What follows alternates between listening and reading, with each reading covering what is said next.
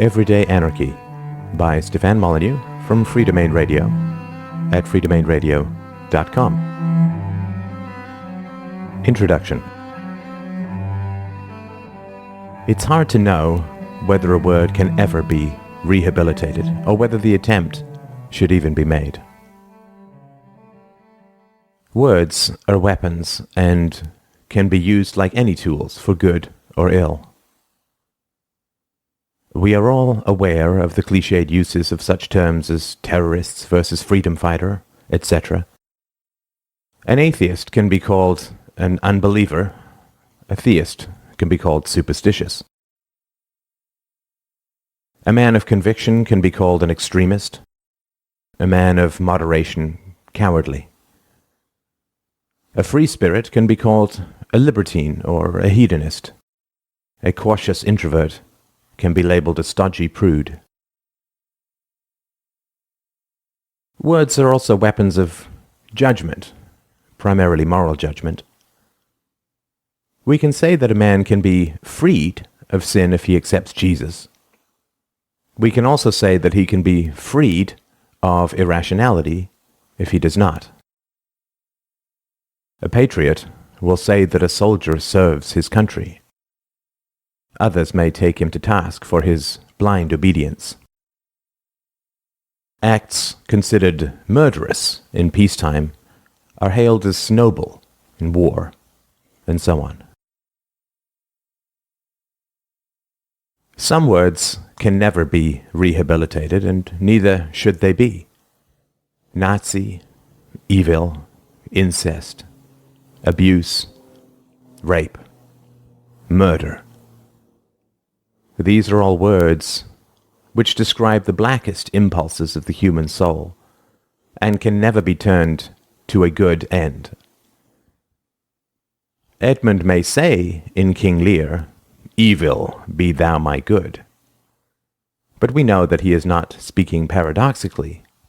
He is merely saying, that which others call evil, my self-interest, is good for me. The word anarchy may be almost beyond redemption. Any attempt to find goodness in it could well be utterly futile.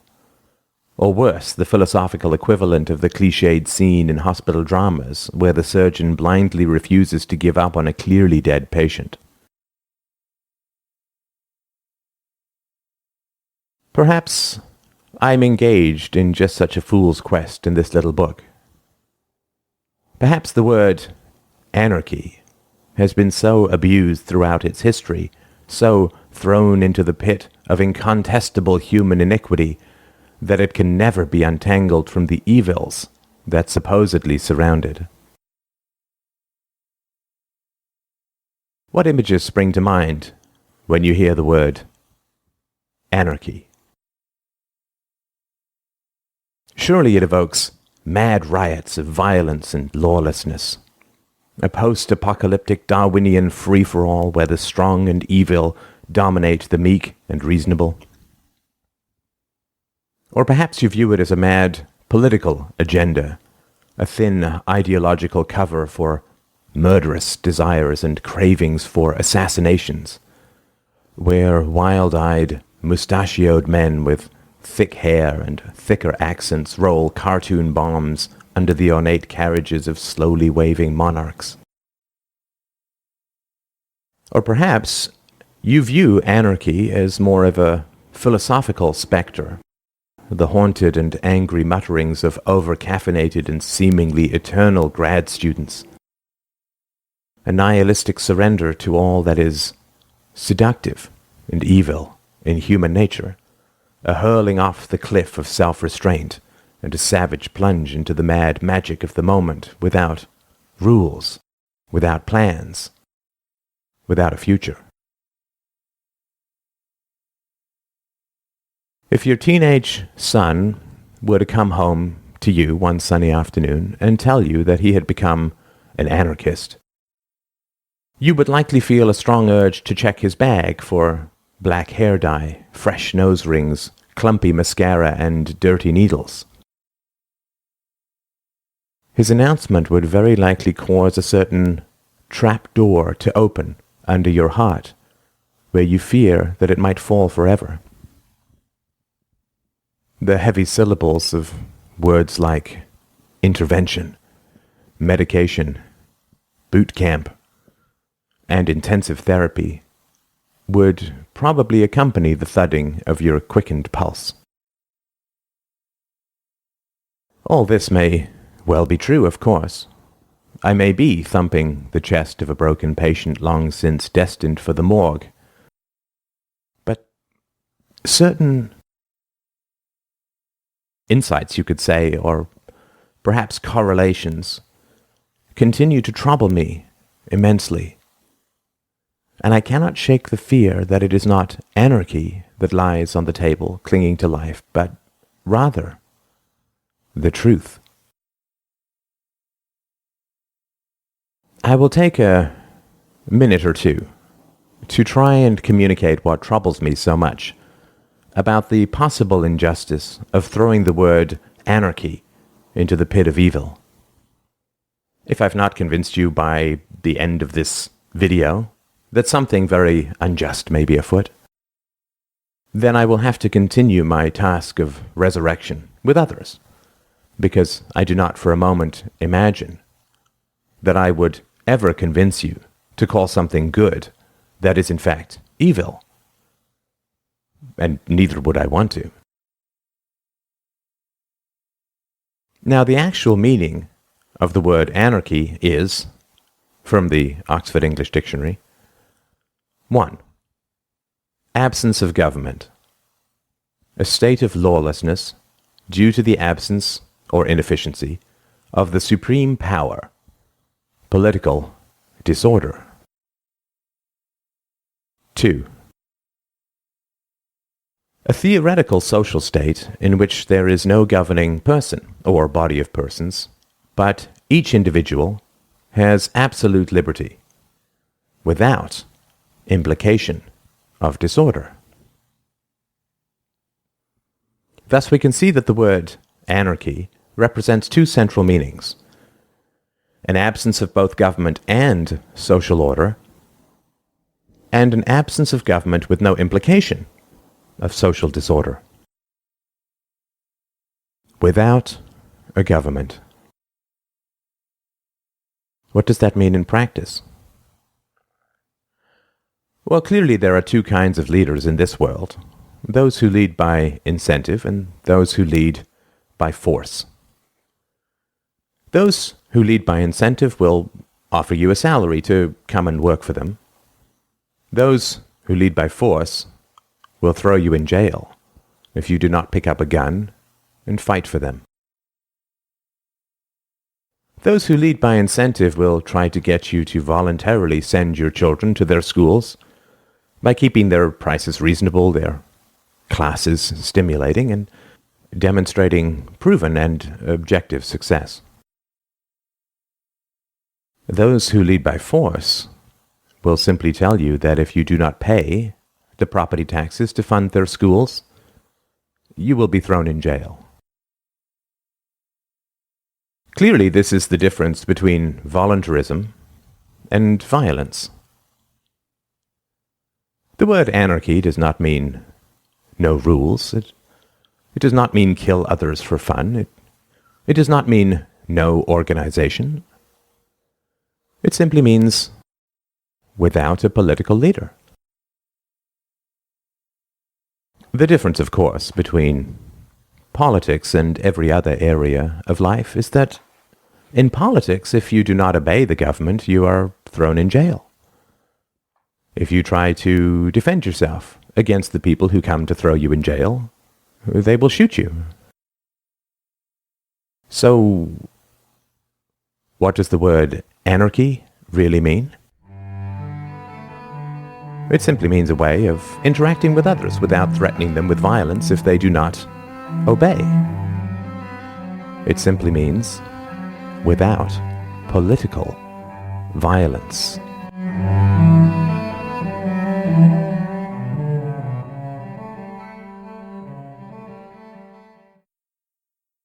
The difference between this word and words like murder and rape is that we do not mix murder and rape with the exact opposite actions in our life and consider the results normal, moral, and healthy. We do not strangle a man in the morning, then help a woman across the street in the afternoon and call ourselves good. The true evils that we all accept, rape, assault, murder, theft, are never considered a core and necessary part of the life of a good person. An accused murderer does not get to walk free by pointing out that he spent all but 5 seconds of his life not killing someone. With those acknowledged evils, one single transgression changes the moral character of an entire life. You would never be able to think of a friend who is convicted of rape in the same way again. However, this is not the case with anarchy. It does not fit into that category of evil at all. When we think of a society without political violence, without governments, these specters of chaos and brutality always arise for us immediately, and, it would seem, irrevocably. However, it only takes a moment of thought to realize that we live the vast majority of our actual lives in complete and total anarchy, and call such anarchy morally good. Everyday anarchy. For instance, take dating, marriage, and family. In any reasonably free society, these activities do not fall in the realm of political coercion. No government agency chooses who you are to marry and have children with and punishes you with jail for disobeying their rulings. Voluntarism, incentive, mutual advantage, dare we say advertising, all run the free market of love, sex, and marriage. What about your career? Did a government official call you up at the end of high school and inform you that you were to become a doctor, a lawyer, a factory worker, a waiter, an actor, a programmer, or a philosopher? Of course not. You were left free to choose the career that best matched your interests, abilities, and initiative. What about your major financial decisions? Each month, does a government agent come to your house and tell you exactly how much you should save, how much you should spend, whether you can afford that new couch or old painting? Did you have to apply to the government to buy a new car, a new house, a plasma television, or a toothbrush? No. In all the areas mentioned above, love, marriage, family, career, finances, we all make our major decisions in the complete absence of direct political coercion.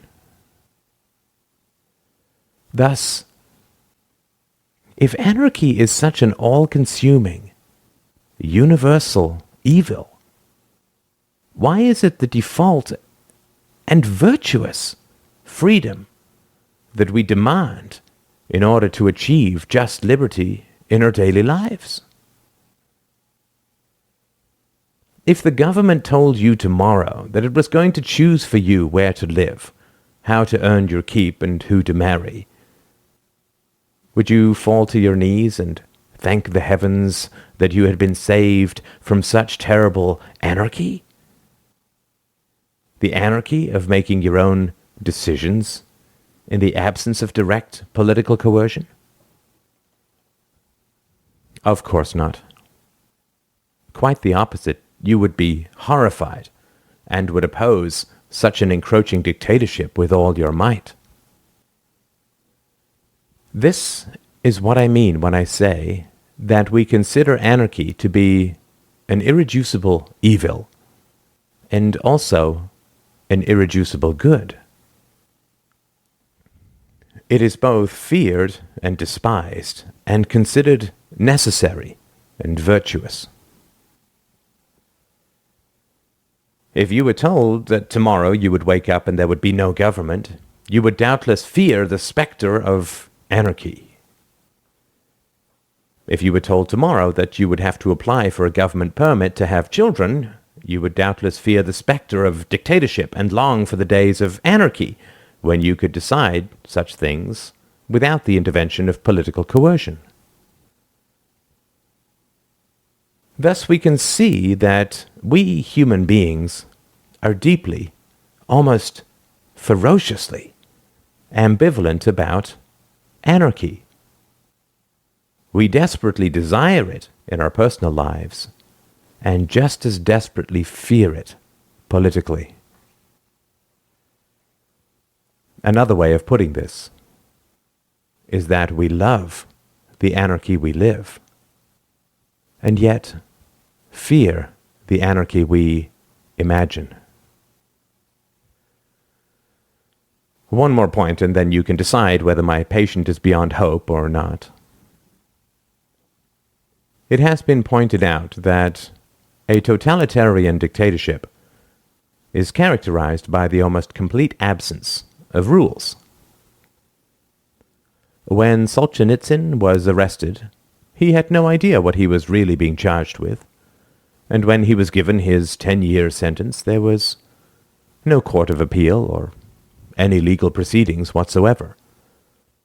He had displeased someone in power, and so it was off to the gulags with him. When we examine countries where government power is at its greatest, we see situations of extreme instability and a marked absence of objective rules or standards. The tin-pot dictatorships of third-world countries are regions arbitrarily and violently ruled by gangs of sociopathic thugs. Closer to home, for most of us, is the example of inner-city government-run schools, ringed by metal detectors and saturated with brutality, violence, sexual harassment, and bullying. The surrounding neighborhoods are also under the tight control of the state, which runs welfare programs, public housing, the roads, the police, the buses, the hospitals, the sewers, the water, the electricity, and just about everything else in sight. These sorts of neighborhoods have moved beyond democratic socialism and actually lie closer to dictatorial communism. Similarly, when we think of these inner cities as a whole, we can also understand that the majority of the endemic violence results from the drug trade, which directly resulted from government bans on the manufacture and sale of certain kinds of drugs. Treating drug addiction rather than arresting addicts would, it is estimated, reduce criminal activity by up to 80%. Here again, where there is a concentration of political power, we see violence, mayhem, shootings, stabbings, rapes, and all the attendant despair and nihilism, everything that anarchism is endlessly accused of. What about prisons, where political power is surely at its greatest? Prisons seethe with rapes, murders, stabbings, and assaults, not to mention drug addiction. Sadistic guards beat on sadistic prisoners to the point where the only difference at times seems to be the costumes. Here we have a, quote, society that seems like a parody of anarchy, a nihilistic and ugly universe usually described by the word anarchy, which actually results from a maximization of political power or the exact opposite of anarchy? Now, we certainly could argue that, yes, it may be true that an excess of political power breeds anarchy, but that a deficiency of political power breeds anarchy as well. Perhaps order is a sort of Aristotelian mean which lies somewhere between the chaos of a complete absence of political coercion and the chaos of an excess of political coercion. However, we utterly reject that approach in the other areas mentioned above: love, marriage, finances, careers, etc. We understand that any intrusion of political coercion into these realms would be a complete disaster for our freedoms. We do not say with regards to marriage, well, we wouldn't want the government choosing everyone's spouse, but neither do we want the government having no involvement in choosing people's spouses. The correct amount of government coercion lies somewhere in the middle. No. We specifically and unequivocally reject the intrusion of political coercion into such personal aspects of our lives.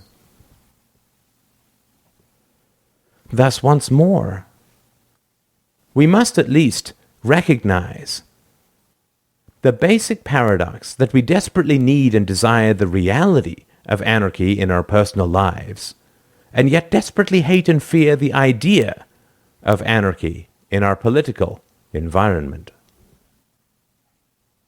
We love the anarchy we live. We fear the anarchy we imagine, the anarchy we are taught to fear. Until we can discuss the realities of our ambivalence towards this kind of voluntarism, we shall remain fundamentally stuck as a species. Like any individual who wallpapers over his ambivalence, we shall spend our lives in distracted and oscillating avoidance, to the detriment of our own present and our children's future. This is why I cannot just let this patient die. I still feel a heartbeat. And a strong one, too. Ambivalence and bigotry. It is a truism, and I for one think a valid one, that the simple mind sees everything in black or white. Wisdom, on the other hand, involves being willing to suffer the doubts and complexities of ambivalence. The dark-minded bigot says that all blacks are perfidious. The light-minded bigot says that all blacks are victims. The misogynist says that all women are corrupt. The feminist often says that all women are saints.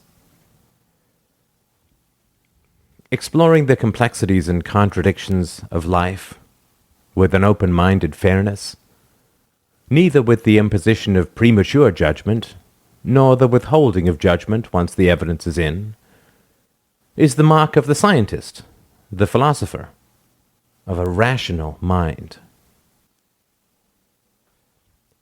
The fundamentalists among us ascribe all mysteries to the will of God, which answers nothing at all, since, when examined, the will of God turns out to be just another mystery.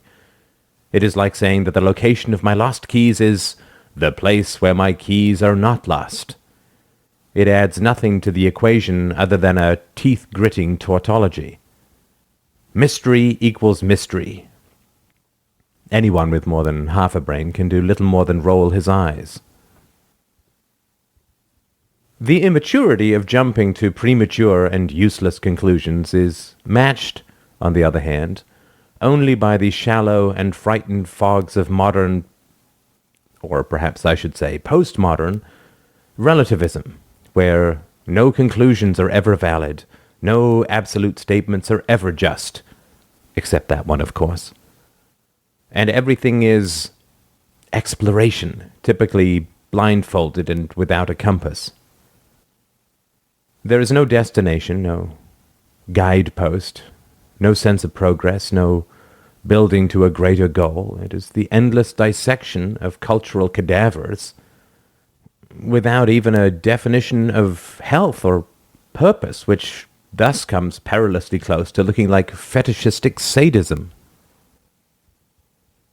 The simple truth is that some black men are good and some black men are bad, and most black men are a mixture, just as we all are.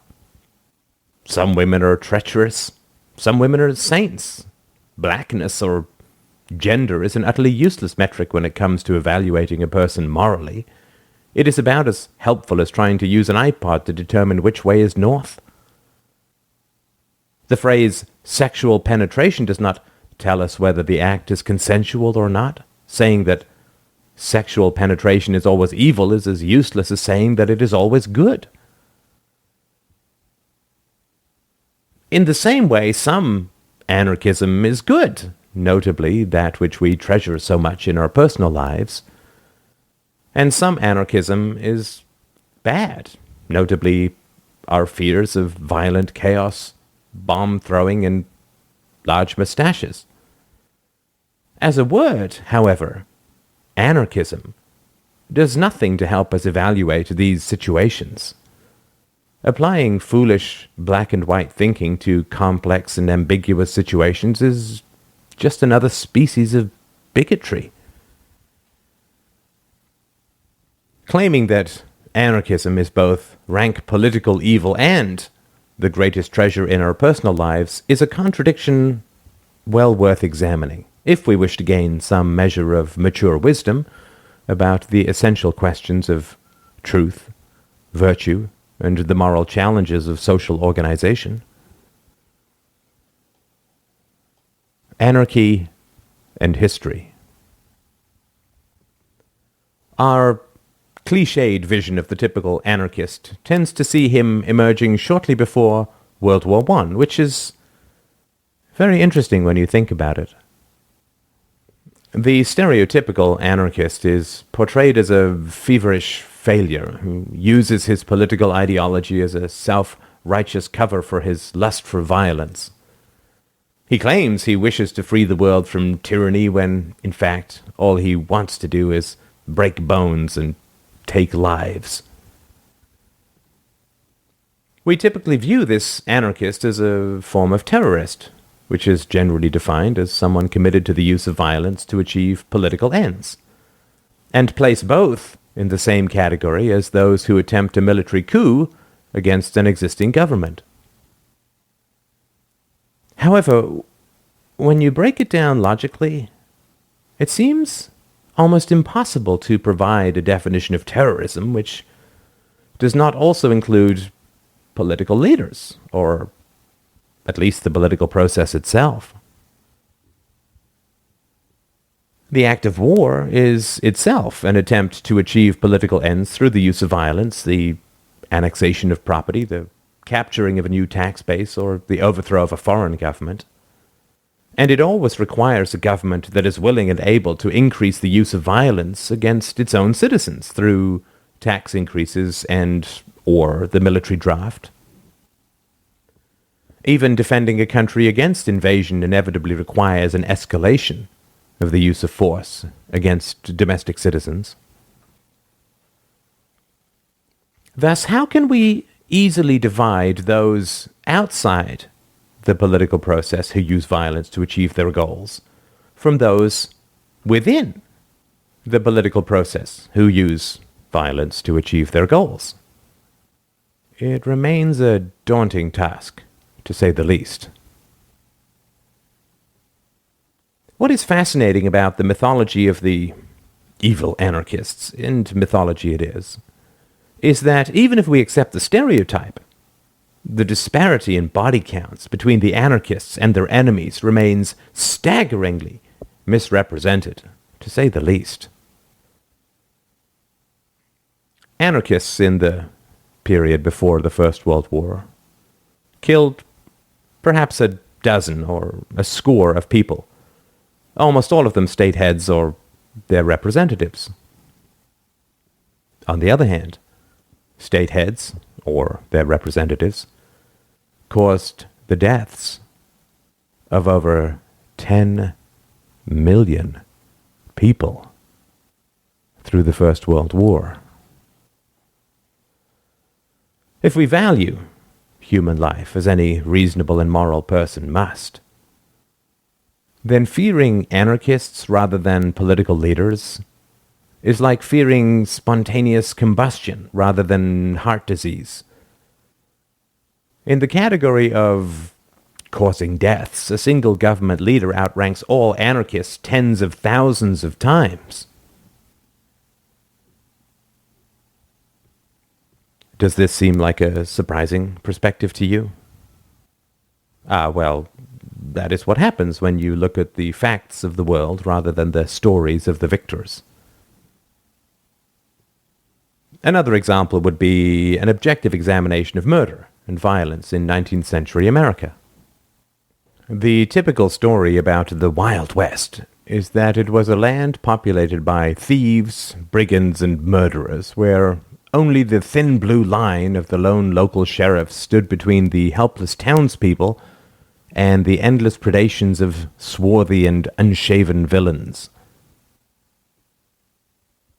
If we look at the simple facts, though, and contrast the declining 19th century U.S. murder rates with the 600,000 murders committed in the span of a few years by the government-run Civil War, we can see that the sheriffs were not particularly dedicated to protecting the helpless townspeople, but rather delivering their money, their lives, and their children to the state through the brutal enforcement of taxation and military enslavement.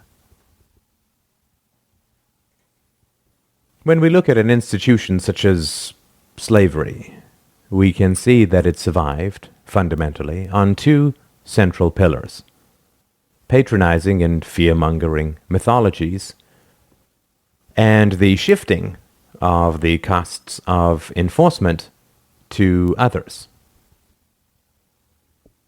What justifications were put forward, for instance, for the enslavement of blacks? Well, the white man's burden, or the need to Christianize and civilize these savage heathens. This was the condescension. And also, because if the slaves were turned free, plantations would be burned to the ground, pale-throated women would be savagely violated, and all the endless torments of violence and destruction would be wreaked upon society. This was the fear-mongering mythology. Slavery, as an institution, could not conceivably survive economically if the slave owners had to pay for the actual costs of slavery themselves. Shifting the expense of the capture, imprisonment, and return of slaves to the general taxpayer was the only way that slavery could remain profitable. The use of the political coercion required to make slavery profitable, of course, generates a great demand for mythological cover-ups or ideological distractions from the violence at the core of the institution. Thus, violence always requires intellectualization, which is why governments always want to fund higher education and subsidize intellectuals. We shall get to more of this later.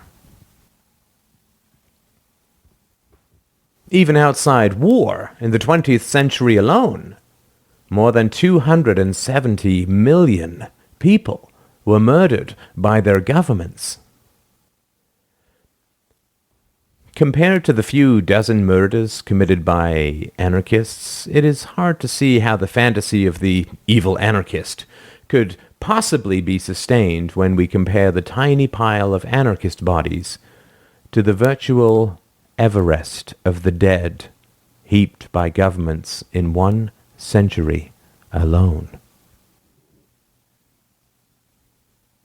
Surely, if we are concerned about violence, murder, theft, and rape, we should focus on those who commit the most evils, political leaders, rather than those who oppose them, even misguidedly. If we accept that political leaders murder mankind by the hundreds of millions, then we may even be tempted to have a shred of sympathy for these evil anarchists, just as we would for a man who shoots down a rampaging mass murderer.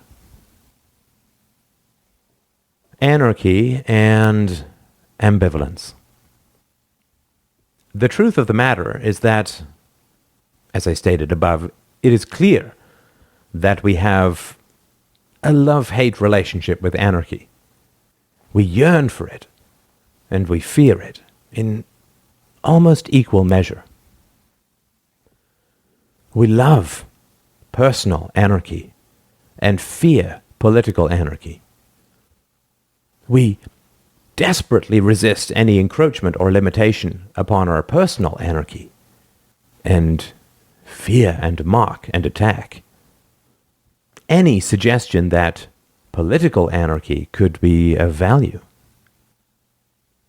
But how can it be possible that anarchy is both the greatest good and the greatest evil simultaneously? Surely that would make a mockery of reason, virtue, and basic common sense. Now, we shall turn to a possible way of unraveling this contradiction. Politics and self-interest. Truth is so often the first casualty of self-interest. In the realm of advertising, we can see this very clearly. The company that sells an anti-aging cream uses fear and insecurity to drive demand for its product.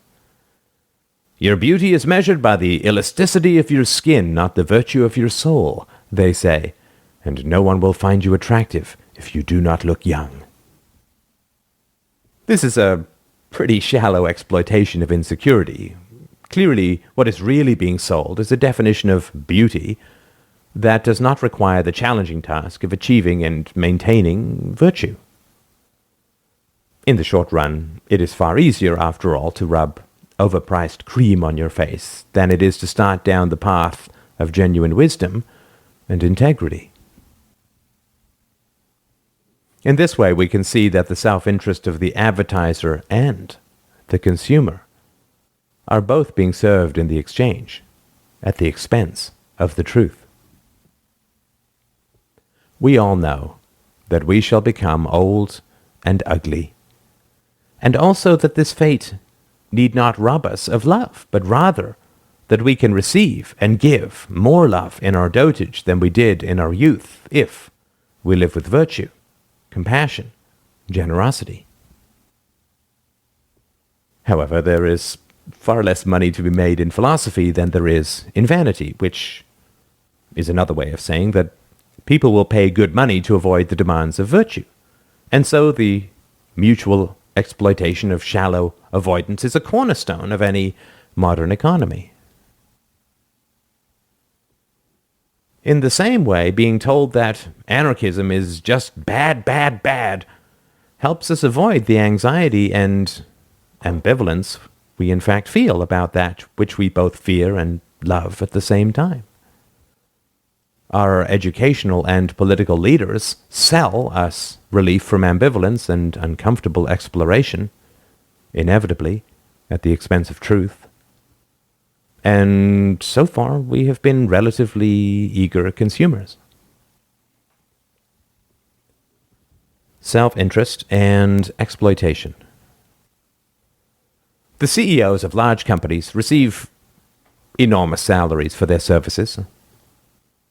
Let us imagine a scenario wherein a small number of new companies grow despite having no senior managers and appear to be making above average profits to boot.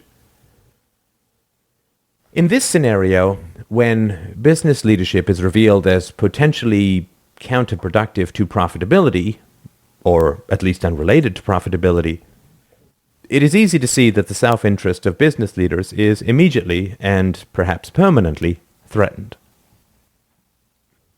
In addition, picture all the other groups and people whose interests would be harmed in such a scenario. Business schools would see their enrollment numbers drop precipitously. The lawyers, accountants, and decorators who served these business leaders would see the demand for their services dropping. The private schools that catered to the families of the rich would be hard hit, at least for a time. Elite magazines, business shows, conventions, life coaches, haberdashers, tailors, and all other sorts of people would feel the sting of the transition, to put it mildly. We can easily imagine that the first few companies to see increased profitability as a result of ditching their senior managers would be roundly condemned and mocked by the entrenched managers in similar companies. These companies would be accused of cooking the books, of exploiting a mere statistical anomaly or fluke, of having secret managers, of producing shoddy goods, of stuffing the pipe with premature sales, of actually running at a loss, and so on. Their imminent demise would be gleefully predicted by most, if not all, self-interested onlookers. The CEOs of existing companies would avoid doing business with them, and would doubtless combine a patronizing benevolence. Yes, you do see these trends emerge once every few years. They bubble up, falter, and die out, and investors end up poorer but wiser, with fairly open fear-mongering. I'm not sure that it's a good career move to work at these sorts of companies. I would consider it a rather black mark on the resume of any job seeker, and so on. Should these new companies continue to grow, doubtless the existing business executives would get in touch with their political friends, seeking a political solution on behalf of the consumers they wish to protect. Entrenched groups will always move to protect their own self-interest. This is not a bad thing. It's simply a fact of human nature. It is thus important to understand that what is called unproductive, negative, extreme, or dangerous may indeed be so, but it is always worth looking at the motives of those who invest the time and energy to create and propagate such labels. Why are they so interested? The robber barons. We can also find examples of this in the phenomenon of the robber barons in late 19th century America. The story goes that these amoral, predatory monopolists were fleecing a helpless public and so had to be restrained through the force of government anti-monopoly legislation. If this story were really true, the first thing that we would expect is a 1-2 punch of evidence showing how prices were rising where these monopolies flourished, and also that it was these helpless and enraged consumers who thumped the ears of their legislators and demanded protection from the monopolies. Of course, it would be purely absurd to imagine that this was the case, and it turns out to be a complete falsehood. If an unjust price increase of 10 to 20% was imposed upon ground beef, the net loss to the average consumer would be no more than a few pennies a week. It is incomprehensible to imagine any consumer or group of consumers combining their time and effort to pursue complex and lengthy legislation for the sake of opposing a tiny price increase. The cost-benefit ratio would be absurdly out of balance, since it would doubtless cost most of these consumers far more in time and money to pursue such action than they could conceivably save by reducing such an unjust price increase. Are you pursuing legal action against Exxon for higher gas prices? Of course not. Thus, to find the real culprits, we must first look at any group which can justify the pursuit of such complex and uncertain legislation, the purchasing of legislators, the writing of articles and other efforts spent to influence the media, the desperate pursuit of a highly risky venture. Who could possibly justify such a mad investment? Well, the answer is obvious and contains all the information we need to know to disprove the claims put forward. The groups most harmed by these supposed monopolists were, of course, their direct competitors. Thus, we would expect that the primary, if not sole, sponsors of this legislation would not be the outraged consumers, but rather the companies competing with these, quote, robber barons. Clearly, if these monopolists were unjustly increasing prices, this would be an endless invitation for these competitors, or even outside entrepreneurs, to undercut their prices. But perhaps these robber barons were achieving their monopolies through preferential political favors, such as forcibly keeping competitors from entering the market. Well, we know for certain that this could not be the case. If these robber barons actually did own the legislature, then their competitors would be highly unlikely to take the step of attempting to influence the legislature because they would know that it was a fight they could not win. If these, quote, monopolists were gaining massive and unjust profits through political favors, then their competitors, who were shut out of such a lucrative system, would be completely unable to funnel as much money to the legislators. Furthermore, those making the laws would be exposed to blackmail for past deals if they switched sides, so to speak. Thus, without even examining a single historical fact, we can very easily determine what actually happened, which was A, the monopolists were not actually raising prices, but were lowering them, which we know because their competitors did not take the economic route of undercutting on price, but rather the political route of using the force of the state to cripple these, quote, monopolists. B, the monopolists were not gaining market share or unjust profits through political means because the legislatures were still available for sale. C, the consumers were entirely happy with the existing arrangement, which we know because the competitors had nothing to offer that the consumers would prefer to the existing state of things. This hypothesis is amply borne out by the accurate historical evidence. Where these robber barons dominated the market, the prices of the goods they produced went down, sometimes considerably. In the case of using refrigerated rail cars to store meat, a price drop of 30% was achieved in the span of a few months.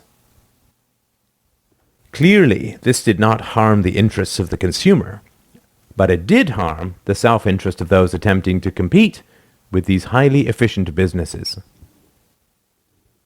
Sadly, though with the temptation of government ever present inevitably, it seems, these competitors preferred to take the political route of attacking their successful rivals through the power of the state, rather than attempting to innovate themselves in turn and compete more successfully in the free market. What about the argument that the robber barons used violence to create their monopolies by threatening or killing competing workers? Well, even if we accept this argument as true, it serves the anarchistic argument far more than the statist position. If you hired a security guard who continually fell asleep on the job and permitted the facility he guarded to be robbed over and over again, year after year, what would your reaction be? Would you wake him up and promote him to the rank of global manager of a highly complex security company? Would his rank incompetence at a simple task make him your ideal candidate for an enormously complex job? Of course not. If a government is so amoral and incompetent that it permits the murder of innocent civilians by the robber barons, then clearly it cannot conceivably be competent and moral enough to protect citizens from the complex economic predations of the same robber barons. A group that cannot perform a simple function cannot conceivably perform a far more complex function. Over 100 years later, we can still see how effective this propaganda really is. The specters of these robber barons still inhabit the imaginary haunted houses of our history. The role of government in controlling exploitive monopolies remains unquestioned. And how many people know the basic facts of the situation? Principally that it was not the consumers who opposed these companies, but their competitors. When we look at political, quote, solutions to pressing, quote, problems, we see the same pattern over and over again. Government-run education was not instituted because parents were dissatisfied with private schools or because children were not educated or anything like that, but rather because the teachers wanted the job security and cultural and religious busybodies wanted to get their hands on the tender minds of children. The New Deal in the 1930s was not instituted because the free market made people poor, but rather because government mismanagement of the money supply destroyed almost a quarter of the wealth in the United States. Time and time again, we see that it is not freedom that leads to political control and an increase in state violence, but rather prior increases in political control and state violence. The government does not expand its control because freedom does not work. Freedom does not work because the government expands its control. Thus, we can see that freedom, or voluntarism or anarchy, does not create problems that governments are required to, quote, solve. Rather, propagandists lie about what the government is up to.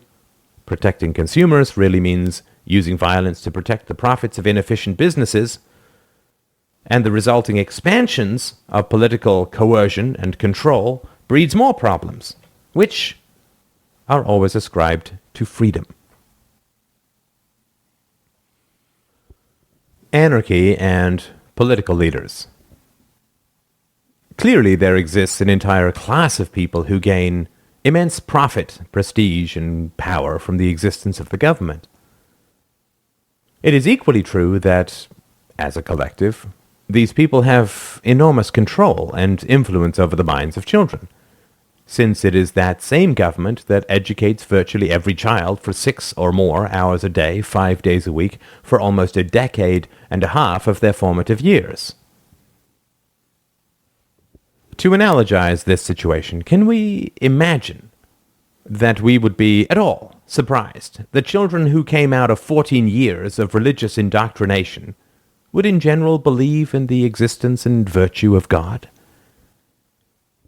Would we be at all surprised if the strong arguments for atheism were left off a curriculum expressly designed by the priests who directly profit from the maintenance of religious belief? In fact, we would fully expect such children to be actively trained in the rejection of arguments for atheism, inoculated against it, so to speak, so that they would react with scorn or hostility to such arguments. We may as well hold our breath waiting for the next commercial from General Motors talking about the shortcomings of their own cars and the virtues of their competitors' vehicles. Or perhaps we should wait for a full-color spread from McDonald's depicting detailed pictures of clogged arteries. If so, we shall wait in vain. Similarly, when the government trains the children, how do we expect the government to portray itself? Would we expect government-paid teachers to talk openly about the root of state power, which is the initiation of the use of force against legally disarmed citizens? Would we expect them to openly and honestly talk about the source of their income, which is the property taxes that are forcibly extracted from their students' parents? Would we expect these same teachers to talk about how government power grows through the endless pressure and greed of special interest groups who wish to offload the costs of the violent enforcement of their greed on the taxpayers that they in fact prey upon? Of course not. This is not because these teachers are evil, but rather because people respond to incentives.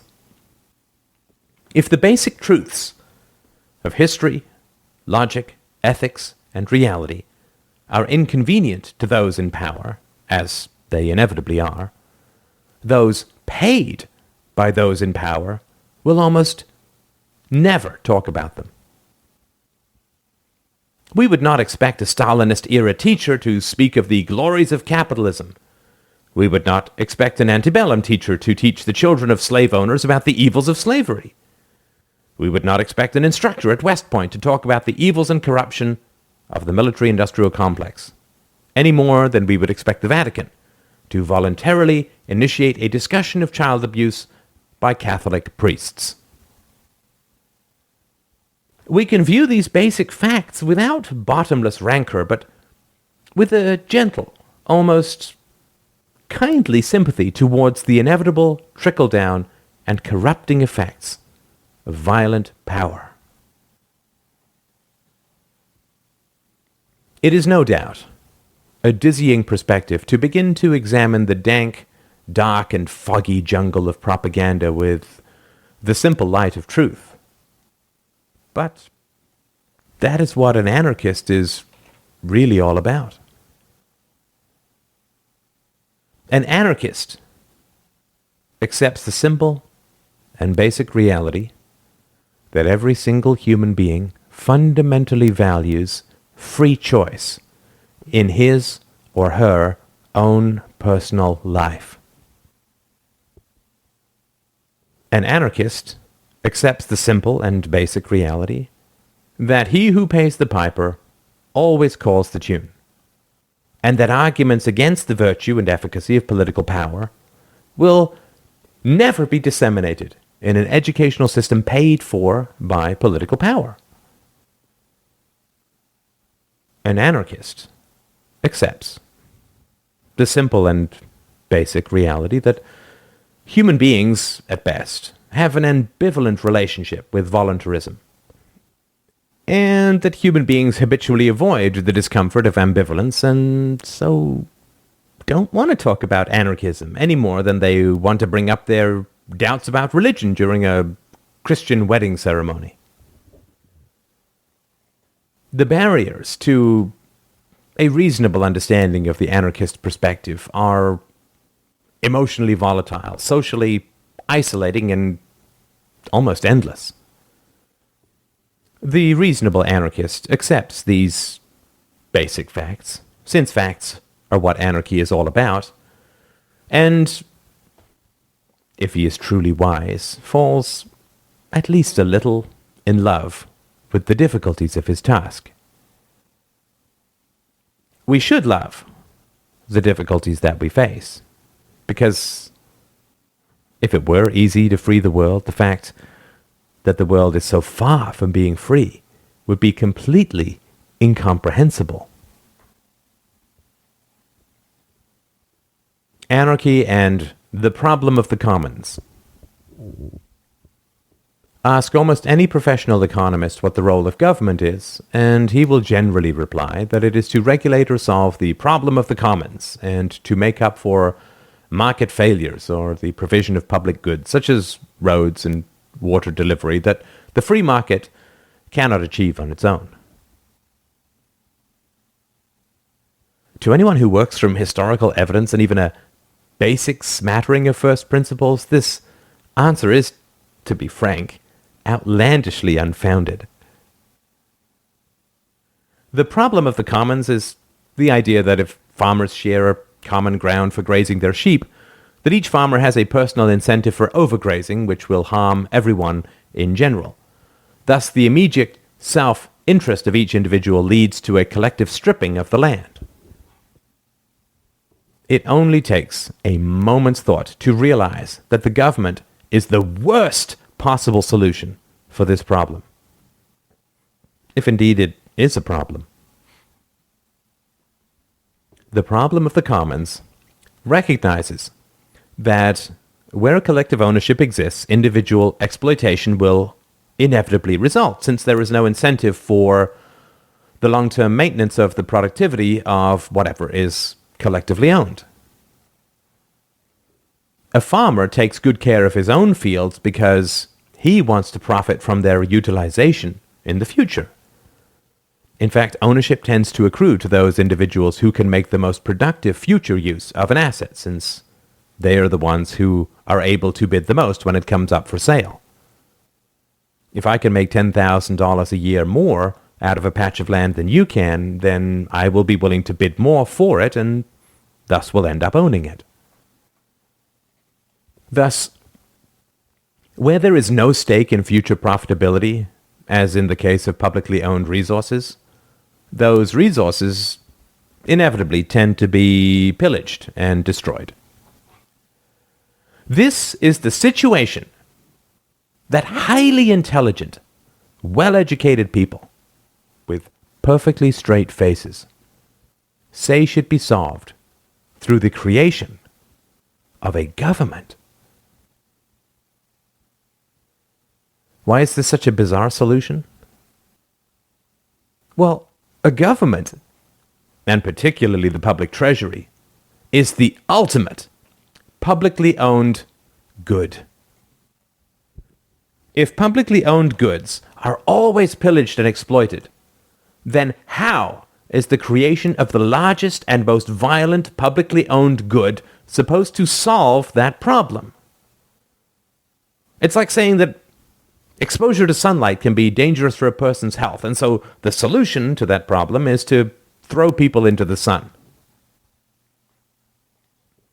The fact that people can repeat these absurdities with perfectly straight faces is testament to the power of propaganda and self-interest. In the same way, we are told that free market monopolies are dangerous and exploitive. Companies that wish to voluntarily do business with us and must appeal to our self-interest, to mutual advantage, are considered grave threats to our personal freedoms. And the solution that is proposed by almost everyone to the, quote, problem of voluntary economic interaction? Well, you see, since voluntary and peaceful, quote, monopolies are so terribly evil, the solution that is always proposed is to create an involuntary, coercive, and violent monopoly in the form of a government. Thus, voluntary and peaceful monopolies are a great evil, but the involuntary and violent monopoly of the state is the greatest good. Can you see why I began this book talking about our complicated and ambivalent relationship to voluntarism or anarchy? We see this same pattern repeating itself in the realm of education. Whenever an anarchist talks about a stateless society, he is inevitably informed that in a free society, poor children will not get educated. Where does this opinion come from? Does it come from a steadfast dedication to reason and evidence and adherence to well-documented facts? Do those who hold this opinion have certain evidence that prior to public education, the children of the poor were not being educated? Do they genuinely believe that the children of the poor are being well educated now? Do they seriously believe that anarchists do not care about the education of the poor? Do they believe that they are the only people who care about the education of the poor? Of course not. This is a mere knee-jerk propagandistic reaction, like hearing a Soviet-era Red Guard boy mumbling about the necessity of the workers controlling the means of production. It's not based upon evidence, but upon prejudice. If the problem of the commons and the predation of monopolies are such dire threats, then surely institutionalizing these problems and surrounding them with the endless violence of police, military, and prisons would be the exact opposite of a rational solution. Of course, the problem of the commons is only a problem because the land is collectively owned. Move it to private ownership and all is well. Thus, the solution to the problem of public ownership is clearly more private ownership, not more public ownership. Ah, say the statist, but that is just a metaphor. What about the fish in the ocean, pollution in the rivers, roads in the city, and the defense of the realm? Well, the simple answer to that, from an anarchist perspective at least, is that if people are not intelligent and reasonable enough to negotiate solutions to these problems in a productive and sustainable manner, then surely they are also not intelligent or reasonable enough to vote for political leaders or participate in any government whatsoever. Of course, there are endless historical examples of private roads and railways, private fisheries, social and economic ostracism as an effective punishment for overuse or pollution of shared resources. The endless inventiveness of our species should surely by now never fail to amaze. The statist looks at a problem and always sees a gun as the only solution. The force of the state, the brutality of law, violence, punishment. The anarchist, the endless entrepreneur of social organization, always looks at a problem and sees an opportunity for peaceful, innovative, charitable, or profitable problem solving. The statist looks at a population and sees an irrational, selfish horde that needs to be endlessly herded around at gunpoint, and yet looks at those who run the government as selfless, benevolent, and saintly. Yet these same statists always look at this irrational and dangerous population and say, "You must have the right to choose your political leaders." It is truly an unsustainable and irrational set of positions. An anarchist, like any good economist or scientist, is more than happy to look at a problem and say, "Hey, I don't know the solution," and be perfectly happy not imposing a solution through force. Darwin looked at the question, "Where did life come from?" and only came up with his famous answer because he was willing to admit that he didn't know, but that existing religious, quote, answers were invalid. Theologians, on the other hand, claim to, quote, answer the same question with, "God made life," which, as mentioned above, on closer examination, always turns out to be an exact synonym for, "I do not know." To say God did it is to say that some unknowable being performed some incomprehensible action in a completely mysterious manner for some never-to-be-discovered end. In other words, I haven't a clue. In the same way, when faced with the challenges of social organization, such as collective self-defense, roads, pollution, and so on, the anarchist is perfectly content to say, "I do not know how this problem will be solved." As a corollary, however, the anarchist is also perfectly certain that the pseudo-answer of "the government will do it" is a total non-answer. In fact, it is an anti-answer in that it provides the illusion of an answer where one does not, in fact, exist. To an anarchist, saying, "the government will solve the problem," has as much credibility as telling a biologist, usually with grating condescension, "God created life." In both cases, the problem of infinite regression is blindly ignored. If that which exists must have been created by a god, the god which exists must have been created by another god, and so on. In the same way, if human beings are in general too irrational and selfish to work out the challenges of social organization in a productive and positive manner, then they are far too irrational and selfish to be given the monopolistic violence of state power, or vote for their leaders. Asking an anarchist how every conceivable existing public function could be recreated in a stateless society is directly analogous to asking an economist what the economy will look like down to the last detail 50 years from now. What will be invented? How will interplanetary contracts be enforced? Exactly how will time travel affect the price of a rental car? What megahertz will computers be running at? What will the operating systems be able to do? And so on, and so on. This is all a kind of elaborate game designed to fundamentally stall and humiliate any economist who falls for it. A certain amount of theorizing is always fun, of course, but the truth is not determined by accurate long-term predictions of the unknowable. Asking Albert Einstein in 1910 where the atomic bomb will be dropped in the future is not a credible question.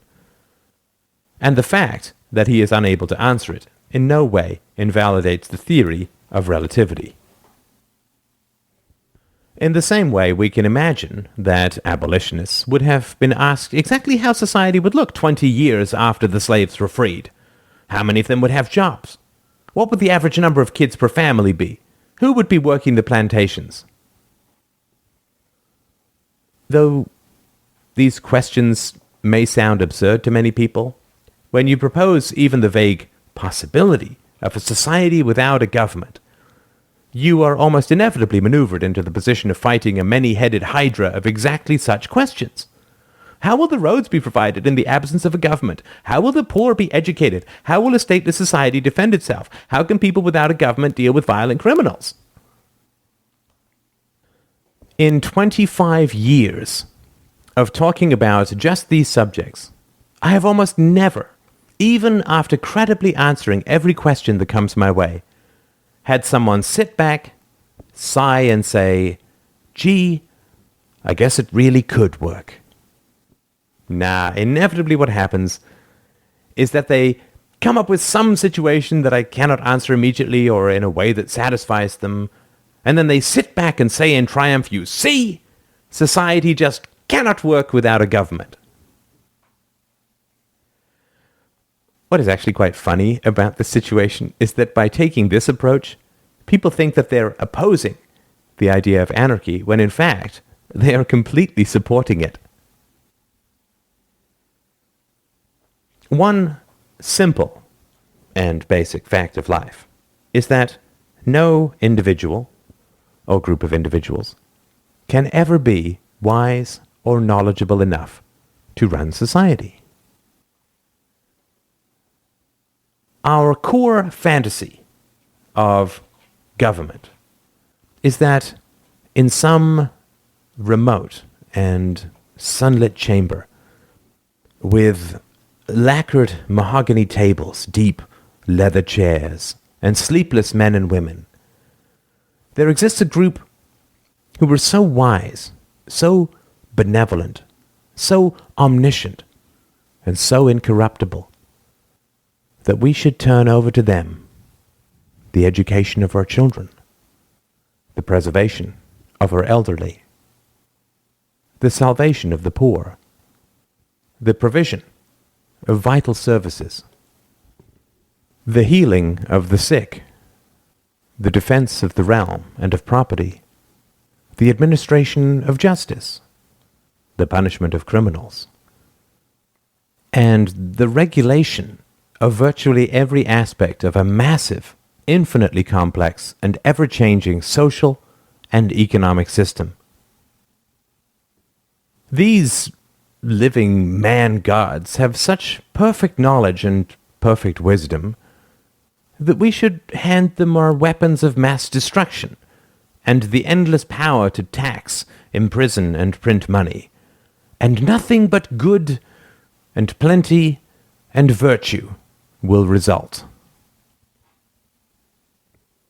And then, of course, we say that the huddled and bleating masses who could never achieve such wisdom and virtue, not even in their wildest dreams, should all get together and vote to surrender half their income, their children, their elderly, and the future itself to these man-gods.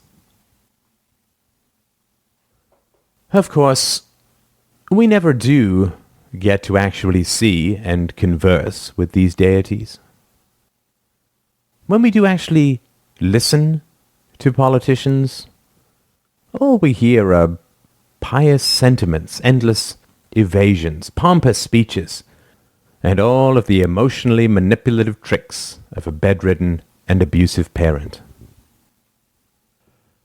Are these the demigods whose only mission is the care, nurturing, and education of our precious children's minds? Perhaps we can speak to the experts who advise them, the men behind the throne, the shadowy puppet masters of pure wisdom and virtue. Can they come forward and reveal to us the magnificence of their knowledge? Why, no. These men and women also will not speak to us. Or if they do, they turn out to be even more disappointing than their political masters, who at least can make stirring, if empty, phrases ring out across a crowded hall. And so, if we like, we can wander these halls of justice, truth, and virtue forever, opening doors and asking questions without ever once meeting this plenary council of moral superheroes.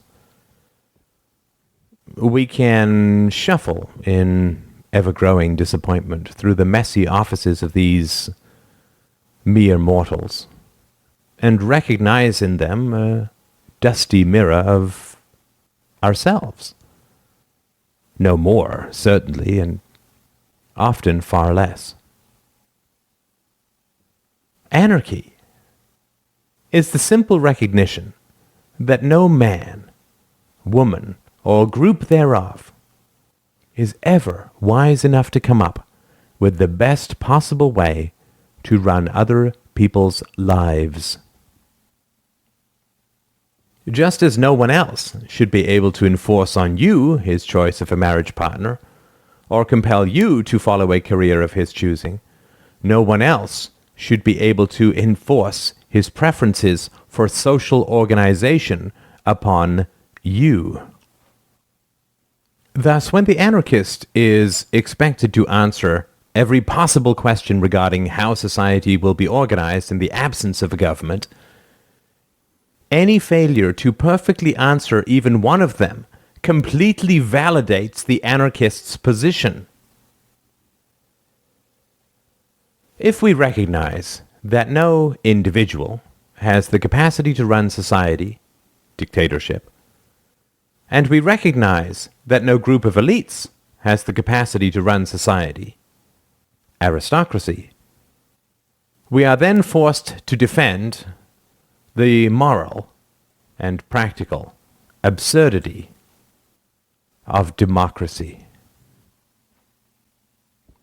Anarchy and democracy. It may be considered a mad enough exercise to attempt to rescue the word anarchy. However, to smear the word democracy seems almost beyond folly. Fewer words have received more reverence in the modern Western world. Democracy is, in its essence, the idea that we all run society. We choose individuals to represent our wishes, and the majority then gets to impose its wishes upon everyone else, subject, ideally, to the limitations of certain basic, inalienable rights. The irrational aspect of this is very hard to see because of the endless amount of propaganda that supports democracy, though only in democracies, which is telling. But it is impossible to ignore once it becomes evident.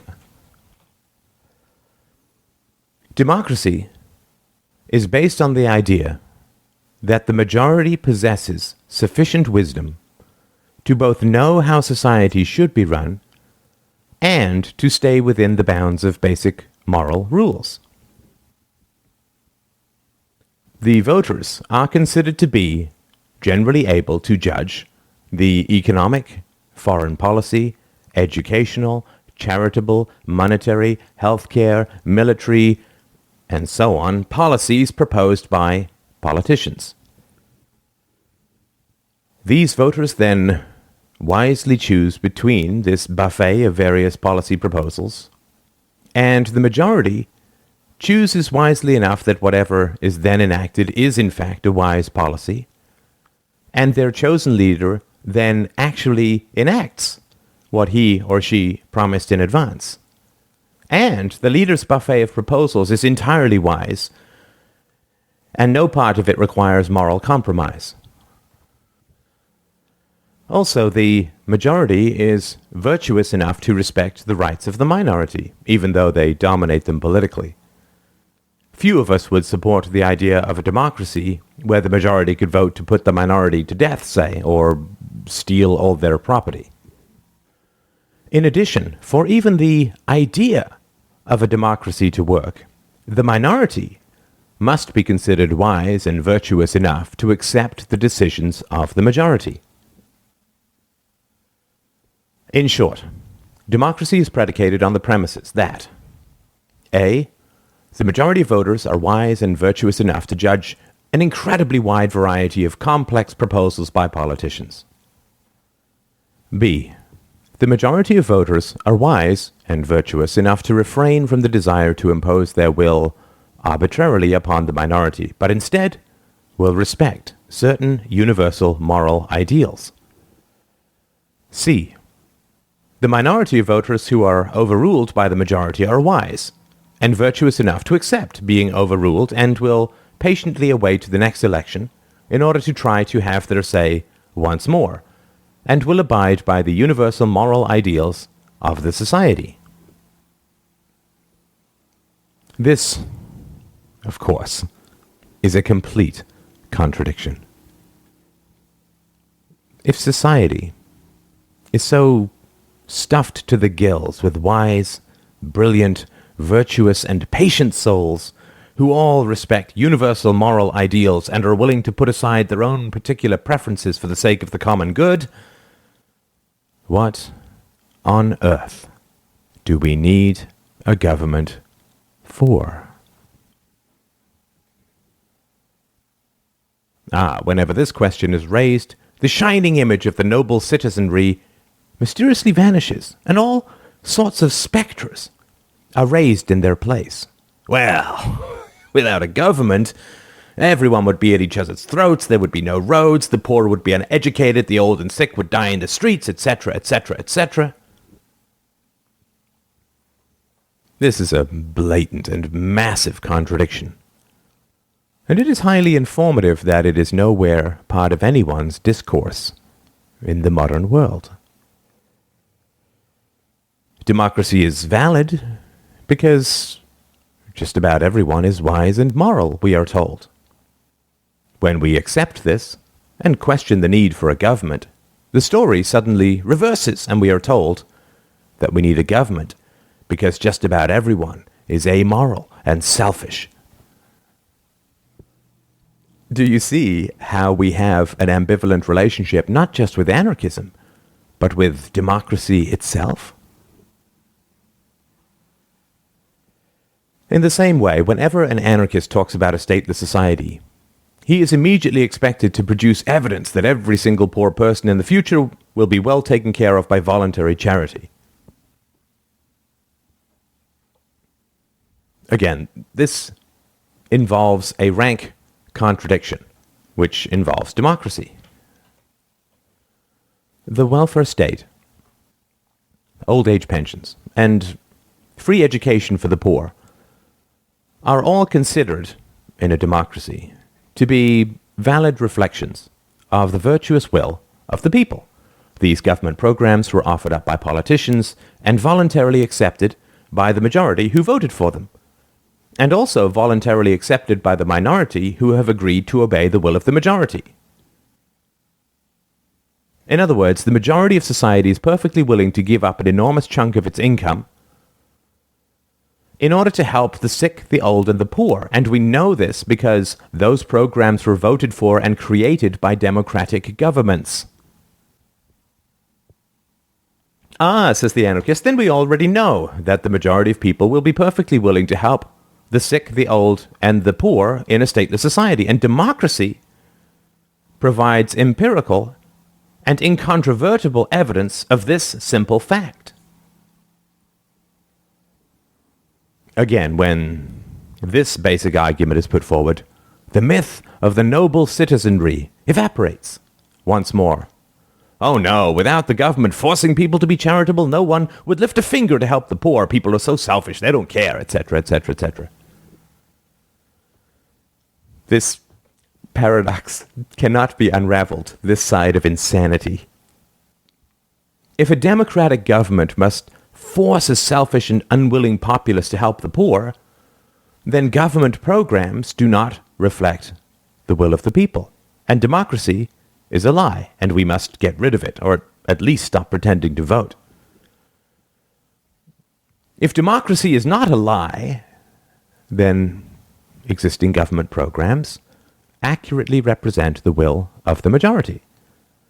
And thus the poor, the sick, and the old will have nothing to fear from a stateless society, and will, for many reasons, be far better taken care of by private charity than government programs. Now, it is certainly easy to just shrug off the contradictions above and say that somewhere, somehow, there just must be a good answer to these objections. Although this can be a pleasant thing to do in the short run, it is not something I've ever had much luck doing in the long run. These contradictions come back and nag at me, and I'm actually very glad that they have done so, since I think that the progress of human thought utterly depends upon us taking nothing for granted. The first virtue is always honesty.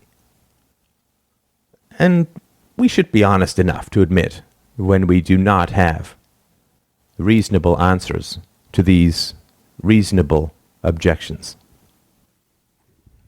This does not mean that we must immediately come up with new, quote, answers, but rather just sit with the questions for a while, ponder them, look for weaknesses or contradictions in our objections. And only when we are satisfied that the objections are valid should we begin looking for rational and empirical answers to even some of the oldest and most commonly accepted, quote, solutions. This process of ceasing to believe in non-answers is fundamental to science, to philosophy, and is the first step towards anarchism, or the acceptance that violence is never a valid solution to non-violent problems.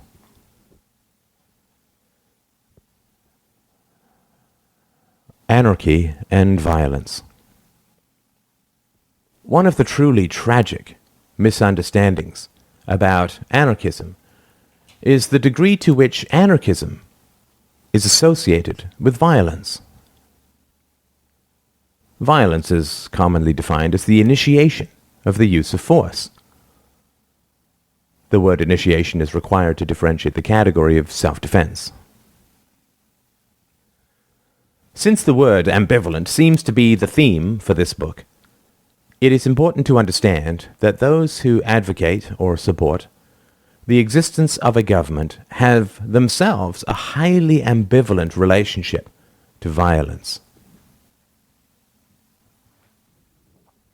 To understand what I mean by this, it is first essential to recognize that taxation, the foundation of any statist system, falls entirely under the category of the initiation of the use of force.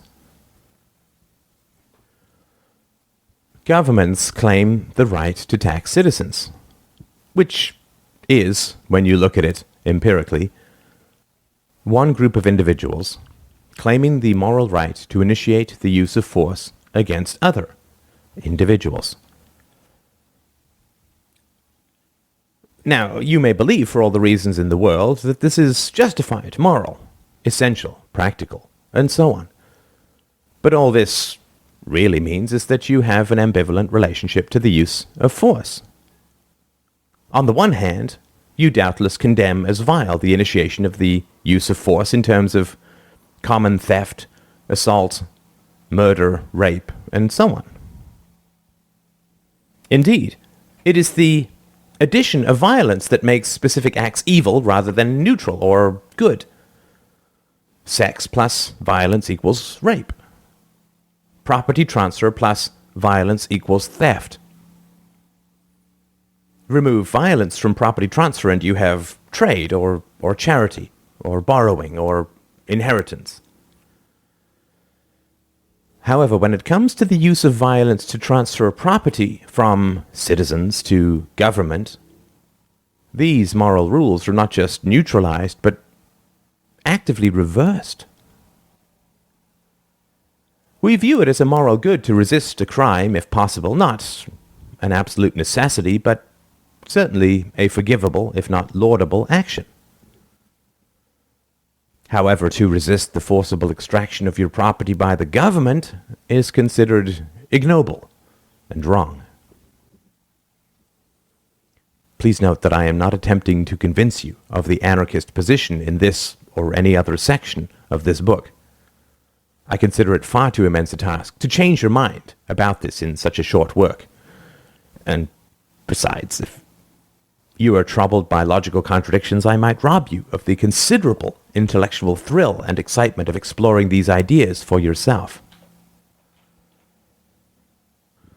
Thus, in a democracy, we have a highly ambivalent relationship to violence itself. We both fear and hate violence when it is enacted by private citizens in pursuit of personal and generally considered negative goals. However, we praise violence when it is enacted by public citizens in pursuit of collective and generally considered positive goals. For instance, if a poor man robs a richer man at gunpoint, we may feel a certain sympathy for the desperation of the act, but still we will pursue legal sanctions against the mugger. We recognize that relative poverty is no excuse for robbery, both due to the intrinsic immorality of theft, and also because if we allow the poor to rob the less poor, we generally feel that social breakdown would be the inevitable result. The work ethic of the poor would be diminished, as would that of the less poor, and society would in general dissolve into warring factions to the economic and social detriment of all. However, when we institutionalize this very same principle in the form of the welfare state, it is considered to be a noble and virtuous good to use force to take money from the more wealthy and hand it over to the less wealthy. Again, this book is not designed to be any sort of airtight argument against the welfare state. Rather, it is designed to highlight the enormous moral contradictions in and our fundamental ambivalence towards the use of violence to achieve preferred ends.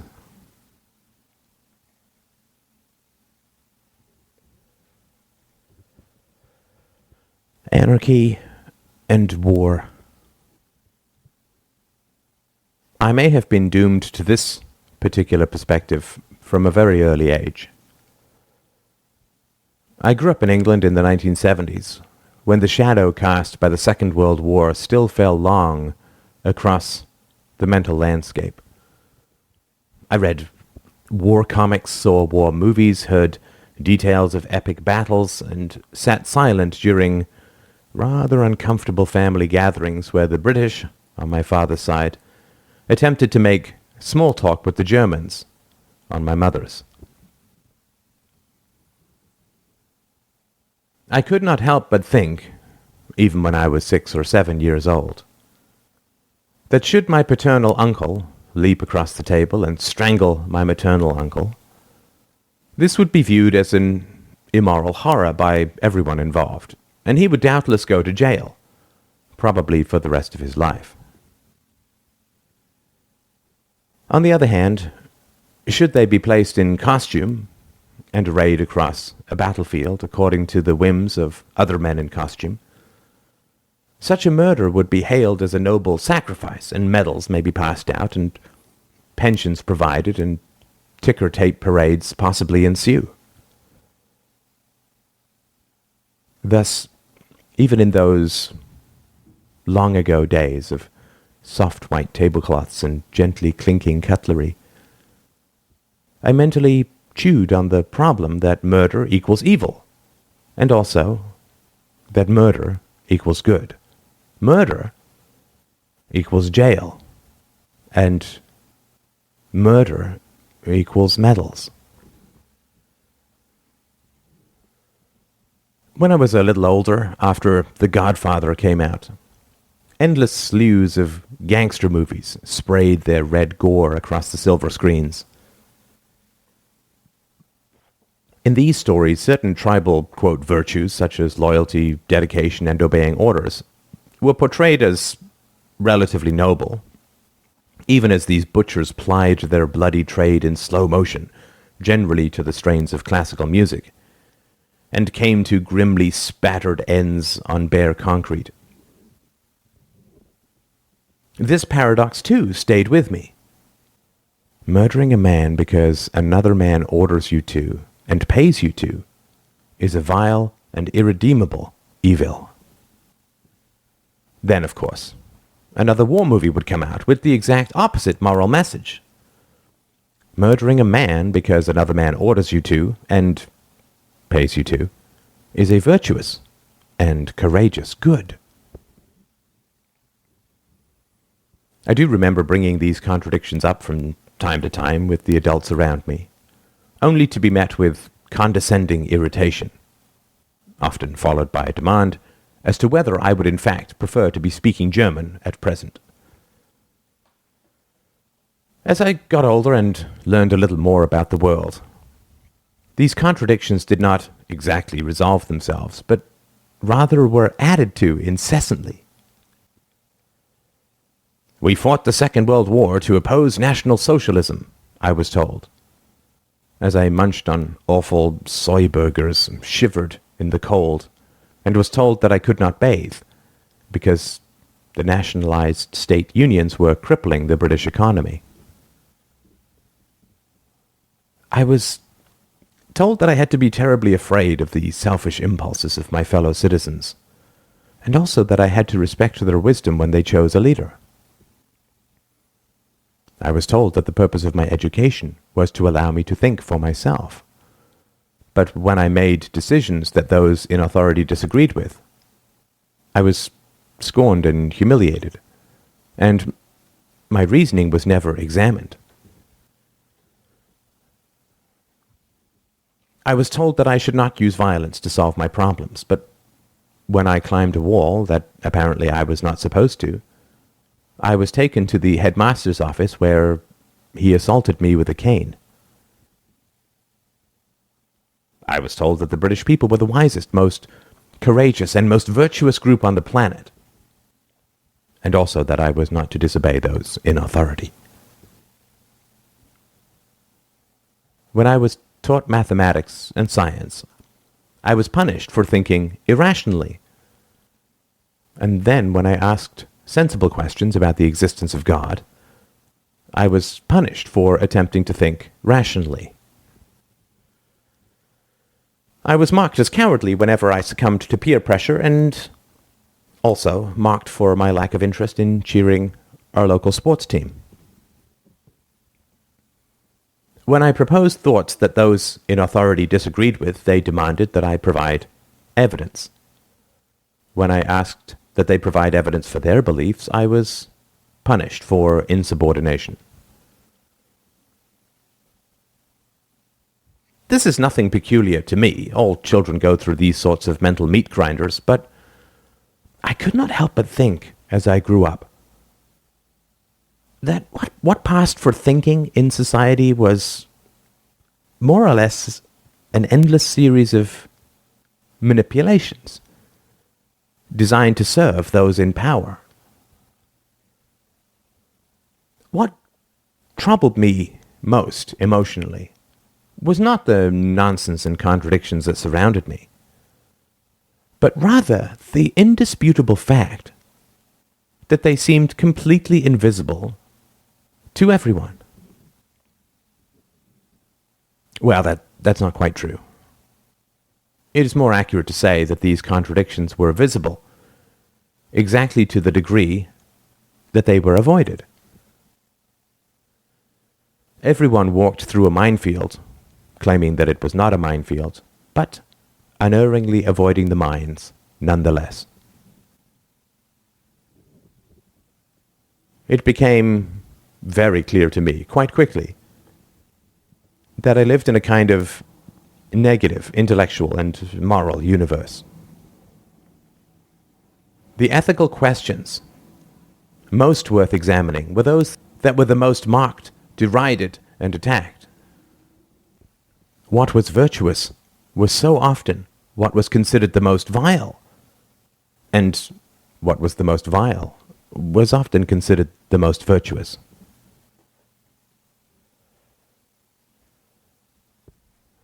When I was 11, I went to the Ontario Science Centre, which had an interesting and challenging exhibit where you attempted to trace the outline of a star by looking in a mirror. I've always remembered this exhibit, and just now I realize why. Because this was my direct experience when attempting to map the ethics and virtues proclaimed by those around me, particularly those in authority. Nowhere were these contradictions more pronounced than in the question of war. It took me quite a long time to realize this because the spectacle, fire, and blood of war is so distracting, but the true violence of war does not occur on the battlefield, but in the homeland. The carnage of conflict is only an effect of the core violence which supports war, which is the military enslavement of domestic citizens through the draft, and even more importantly, the direct theft of their money, which pays for the war. Without the money to fund a war, and pay the soldiers whether they are drafted or not, war is impossible. The actual violence of the battlefield is a mere effect of the threatened violence at home. If citizens could not be forced to pay for the war, either in the present in the form of taxes or in the future through deficit financing, then the carnage of the battlefield could never possibly occur. I have read many books and articles on the root of war, whether it is nationalism, economic forces, faulty philosophical premises, class conflict, and so on, none of which addressed the central issue, which is how war is paid for. This is like advancing merely psychological explanations as to why people play the lottery without ever once mentioning their interest in the prize money. Why do people become doctors? Is it because they have a psychological need to present themselves as godlike healers, or because they are pleasing their mother and father, or because they are themselves secretly wounded, or because they possess an altruistic desire to heal the sick? These may be all interesting theories to pursue, but they are mere effects of the basic fact that doctors are highly paid for what they do. Certainly, psychological or sociological theories may explain why a particular person chooses to become a doctor rather than pursue some other high-paying occupation. But surely we should at least start with the fact that if doctors were not paid, almost no one would become a doctor. For instance, if a magic pill were invented tomorrow that ensured perfect health forever, there would be no more doctors because no one would pay for the unnecessary service. Thus, the first cause of doctors is payment. In the same way, we can endlessly theorize about the psychological, sociological, or economic causes of war. But if we never talk about the simple fact that the first cause of war is domestic theft and military enslavement, then everything that follows remains mere abstract and airless intellectual quibbling, more designed to hide the truth than reveal it. We can only point guns at foreign enemies because we first point guns at domestic citizens. Without taxation, there can be no war. Without governments, there can be no taxation. Thus, governments are the first cause of war. The truth of the matter, I believe, is that deep down we know that if we pull out this one single thread, that coercion against citizens is the root of war, we know that many other threads will also come unraveled.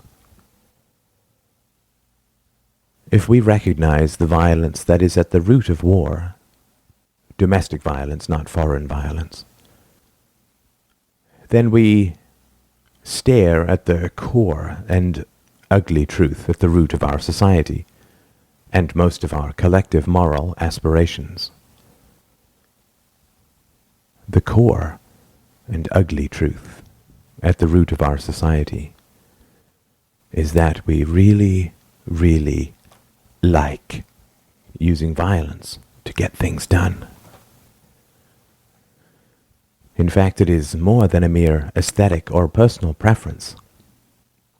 We define the use of violence as a moral necessity within our society. How should we educate children? Why, we must force their parents and everyone else to pay for their education at gunpoint. How should we help the poor? Why, we must force others in society to pay for their support at gunpoint. How should we heal the sick? Why, we must force everyone to pay for their medical care at gunpoint. Now, it may be the case that we have exhausted all other possibilities and ways of dealing with these complex and challenging problems, and that we have been forced to fall back on coercion, punishment, and control as regretful necessities, and we are constantly looking for ways to reduce the use of violence in our solutions for these problems. However, that is not the case, either empirically or rationally.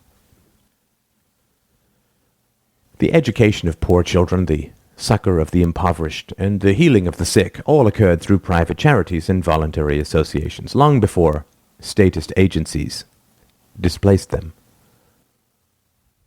This is exactly what you would expect, given the general modern support for these state programs, because everyone is so concerned with these genuinely needy groups.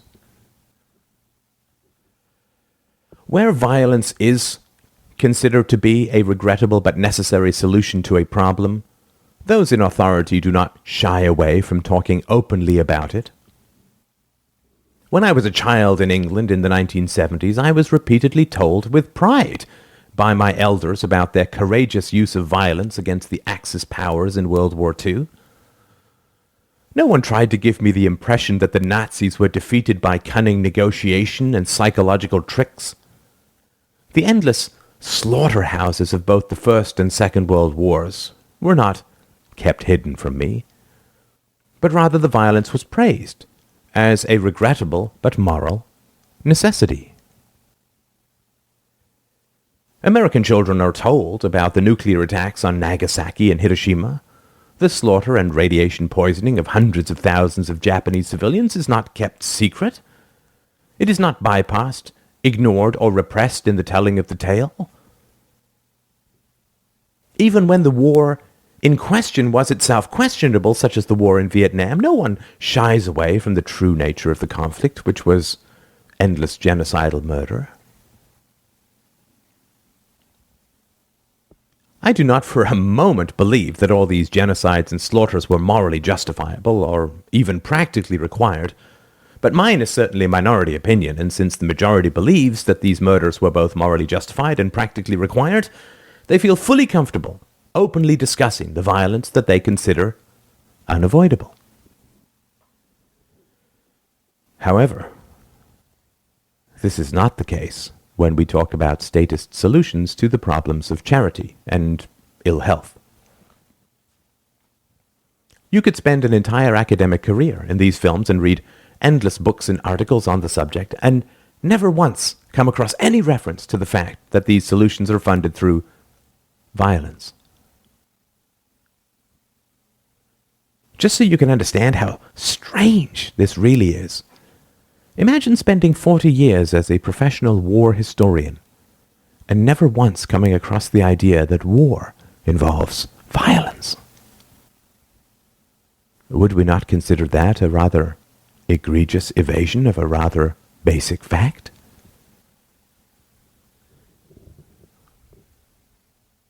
This is a rather volatile comparison, I know, but we saw the same phenomenon occurring in Soviet Russia.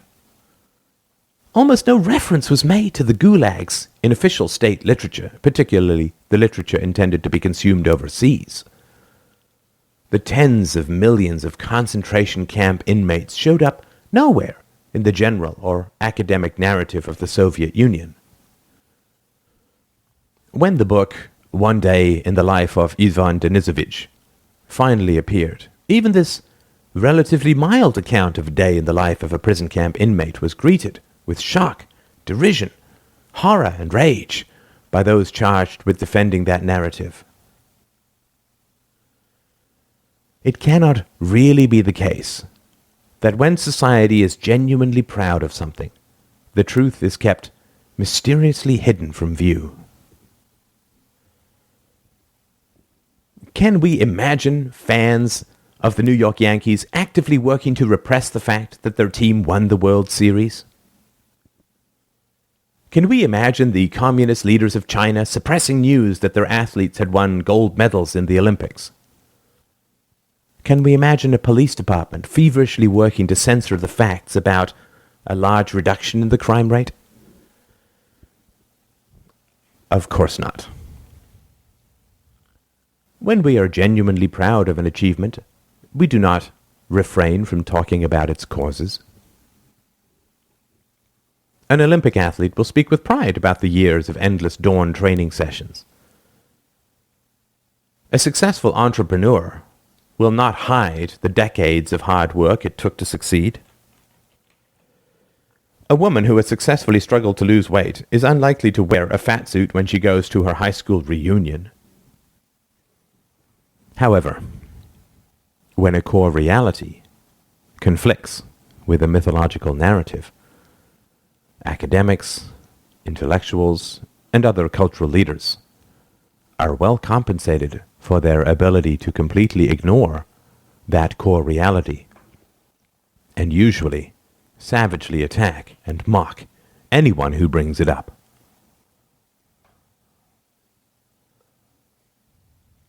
Anarchy and protection. One core reality that anarchists focus on, which surely is at least worthy of discussion, is that governments claim to serve and protect their citizens. When I was a child and questioned the ethics of World War II, I was asked if I would prefer to be speaking German. In other words, the brave men and women of the Allied forces spent their lives and blood defending me from foreign marauders who would have enslaved me. This approach reinforces the basic story that the government was trying to protect its citizens. In the same way, when I question the use of violence in the supplying of education, people always tell me that in the absence of that violence, even if they admit to its existence, the poor would remain uneducated. This approach reinforces the basic story that the purpose of state violence in this realm is to educate the children. You can see the same pattern just about everywhere else. when I talk about the violence of the war on drugs, I'm told that without such a war, society would degenerate into nihilistic addiction and violence. Thus, the purpose of the war on drugs is to keep people off drugs and their neighbors safe from violence. When I talk about the base and coercive predation of Social Security, I'm told that without it, the old would starve in the streets, thus reinforcing the narrative that the purpose of Social Security is to provide an income for the old, without which they would starve. When we examine the narrative that the state exists to protect its citizens, we can clearly see that if we unearth the basic reality of the violence of taxation, a malevolent contradiction emerges. It is very hard for me to tell you that I am only interested in protecting you if I attack you first. If I roll up to you in a black van, jam a hood over your head, throw you in the back of my van, tie you up, and toss you in my basement, would you reasonably accept as my explanation for this savagery that I only wish to keep you from harm?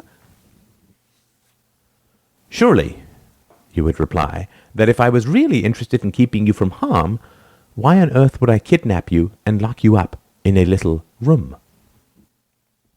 Surely, if I initiate the use of force against you, it is somewhat irrational, to say the least, for me to tell you that I am only acting to protect you from the use of force. This is a central reason why the aggression that governments initiate against their own citizens in order to extract the cash and cannon fodder for war is never talked about. It is hard to sustain the thesis that governments exist to protect their citizens if the first threat to citizens is always their own government. If I have to rob you in order to pay for, quote, protecting your property from theft, at the very least I have created an insurmountable logical contradiction, if not a highly ambivalent moral situation. In general, where coercion is a regrettable but necessary means of achieving a moral good, that coercion is not hidden from general view. In police dramas, the violence of the cops is not hidden. In war movies, shells, bullets, and limbs fly across the screen with wanton abandon. However, the coercion at the root of war and state social programs remains forever unspoken, unacknowledged, repressed, hidden from view. It is mad, shameful, and imprudent to speak of it. A hunter who proudly displays a dead deer on the hood of his car and puts the antlers up in his basement and barbecues the venison for his friends can be considered somewhat proud, or at least not ashamed of his hobby. A hunter who uses a silencer, shoots a deer in the middle of the night and carefully buries the body, leaving no trace, cannot be considered at all proud, and is in fact utterly ashamed of his hobby. Thus, when an anarchist looks at society, he sees a desperate shame regarding the use of violence to achieve social ends, such as the military, healthcare, and education. Any anarchist who has even a passing interest in psychology, and I certainly put myself in this category, understands that this kind of unspoken shame is utterly toxic to both an individual and to society. Thus, it inevitably falls to anarchists to perform the unpleasant task of digging up the body in the backyard, or pointing out the widespread, prevalent, and ever-increasing use of violence to achieve moral goals within society. Is this right? Asks the anarchist, fully aware of the hostile and resentful glances he receives from those around him. How can violence be both the greatest evil and the greatest good? If the violence that we use to achieve our supposedly moral ends is in fact justified and good, Why is it that we are so ashamed to speak of it? To be an anarchist, to say the very least, requires a strong hide when it comes to social hostility and disapproval. When people have genuinely exhausted all other possibilities, they tend not to be ashamed of their eventual solutions. Even if we take the surface narrative of the Second World War at face value, the victors were able to express just pride because the narrative included the significant caveat that there was no other possible response to the aggression of the German, Italian, and Japanese fascists. Parents tend to be pretty open about hitting their children if they genuinely believe that no rational or moral alternatives exist to the use of violence. If hitting a child is the only way to teach her to be a good, productive, and rational adult, then not hitting her is obviously a form of lax parenting, if not outright abuse. Hitting your daughter thus becomes a form of moral responsibility, and thus a positive good, much like yanking her back from running into traffic and ensuring that she eats her vegetables. Such a parent, of course, reacts with outrage and indignation if you suggest to him that there are more productive alternatives to violence when it comes to raising children. For the obvious reason that if those alternatives exist, his violence turns from a positive good to a moral evil. This is the situation that an anarchist faces when he talks about non-violent alternatives to existing coercive, quote, solutions. If there is a non-violent way to help the poor, heal the sick, educate the children, protect property, build roads, defend a geographical area, mediate disputes, punish criminals, and so on, then the state turns from a regretfully necessary institution to an outright criminal monopoly. This is a rather large and jagged pill for people to swallow for any number of psychological, personal, professional, and philosophical reasons. Anarchy and morality. Another paradox that anarchy brings into uncomfortable view is the contradiction between coercion and morality. We all, in general, recognize and accept the principle that where there is no choice, there can be no morality. If a man is told to commit some evil while he has a gun pressed to his head, we would have a hard time categorizing him as evil, particularly compared to the man who is pressing the gun to his head. If we accept the Aristotelian view that the purpose of life is happiness, and we accept the Socratic view that virtue brings happiness, then when we deny choice to people, we deny them the capacity for virtue, and thus for happiness. There is great pleasure in helping others. I would certainly argue that it is one of the greatest pleasures, outside of love itself, which encompasses it.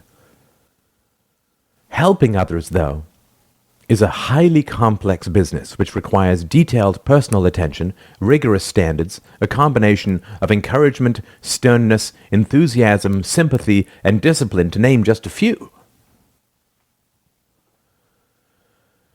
Using coercion to drive charity is like using kidnapping to create love.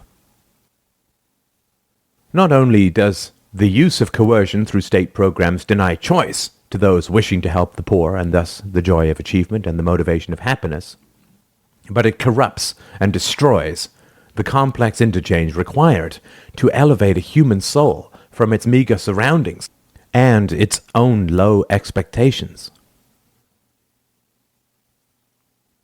If we believe that violence is a valid way to achieve moral ends, of helping the poor, for instance, if we believe that violence is a valid way to achieve moral ends, of helping the poor, for instance, then there are two other approaches which would be far more logically consistent than the forced theft and transfer of taxation. If violence is the only way to create economic, quote, equality, then surely it would make far more sense to simply allow those below a certain income to steal the difference from others. If we understand that state welfare agencies skim an enormous amount of money off the top, they represent a truly savage expense, then we can easily eliminate this overhead and have a far more rational system besides, simply by eliminating the middleman and allowing the poor to steal from the middle and upper classes. If the prospect of this solution fills you with horror, that is important to understand. If you feel that this proposal would degenerate into armed gangs of the poor rampaging through wealthier neighborhoods, then you are really saying that the poor are poor because they lack restraint and judgment and will pillage others and undermine the economic success and general security of society in order to satisfy their own immediate appetites without thought for the future. If this is the case, if the poor really are such a short-sighted and savage band, then it is clear that they do not have the judgment and self-control to vote in democratic elections, which are essentially about the forcible transfer of income.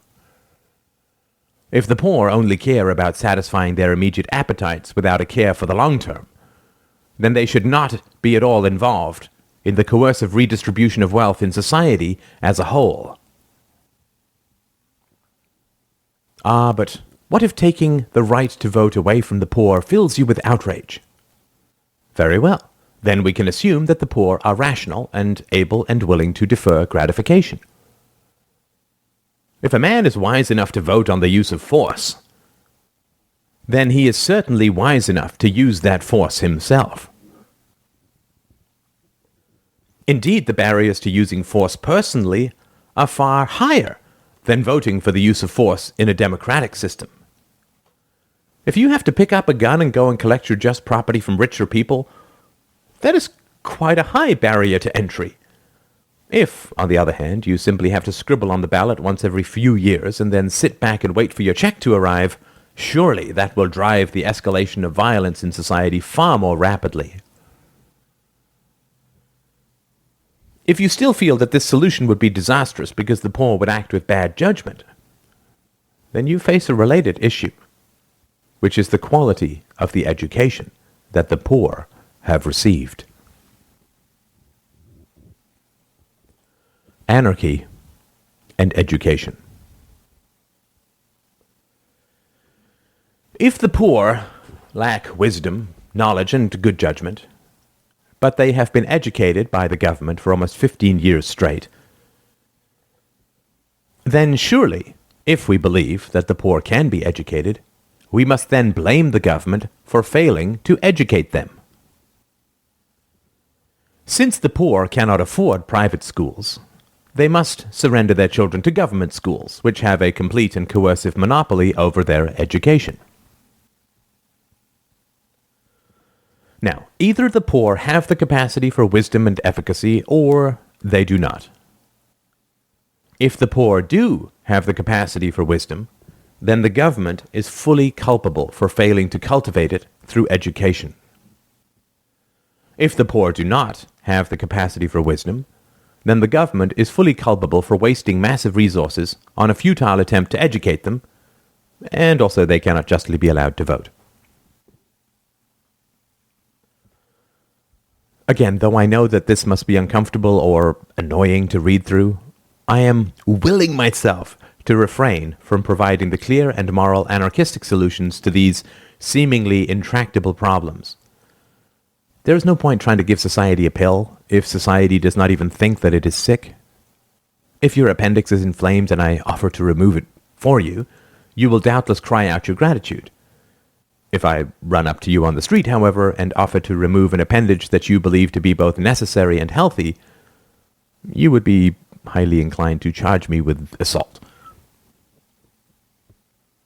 given that anarchism represents a near complete break with political society, although, as described above, a highly moral and rational expansion of personal society. It remains in no way attractive if nothing is seen to be particularly wrong with political society. Churchill once famously remarked, "Democracy is the worst form of government, except for all those other forms that have been tried from time to time." Anarchists believe this to be true, but would add that no form of government is better than no government at all. This is not to say that democracy is not a better form of government than tyranny. It certainly is. My problem is that we have in the West achieved democracy over the past few hundred years, and now seem to be eternally content to rest on our laurels, so to speak. I spent almost 15 years as a software entrepreneur, which may have colored my perspective on this issue to some degree. The software field reinvents itself almost from the ground up every year or two, it seems, which demands a constant commitment to dynamism, continual learning, and the abandonment of prior conceptions. The swift currents of perpetual change quickly sweep the inert away. Thus, I fully appreciate the significant step forward represented by democracy. But the mere fact that a thing is better in no way indicates that it is best. When medieval surgeons realized that a patient had a better chance of surviving gangrene if they hacked off a limb, this could surely be called a better solution. But it could scarcely be called the best possible solution. Recognizing that prevention is always better than a cure does not mean that all cures are equally good.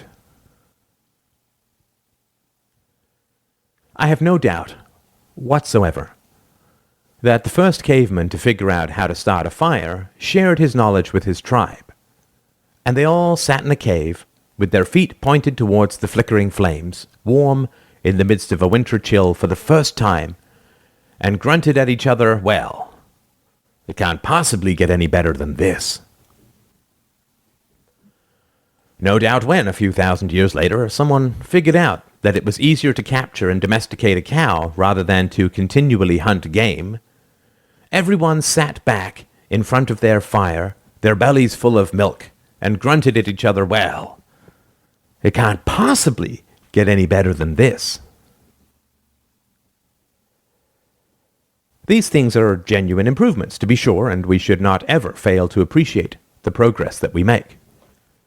But neither should we automatically and endlessly assume that every step forward is the final and most perfect step and that nothing can ever conceivably be improved in the future.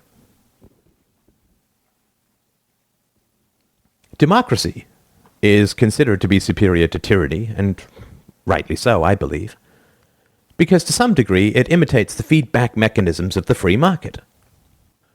Politicians, it is said, must provide goods and services to citizens who provide feedback through voting. It would seem to be logical to continue to extend that which makes democracy work further and further.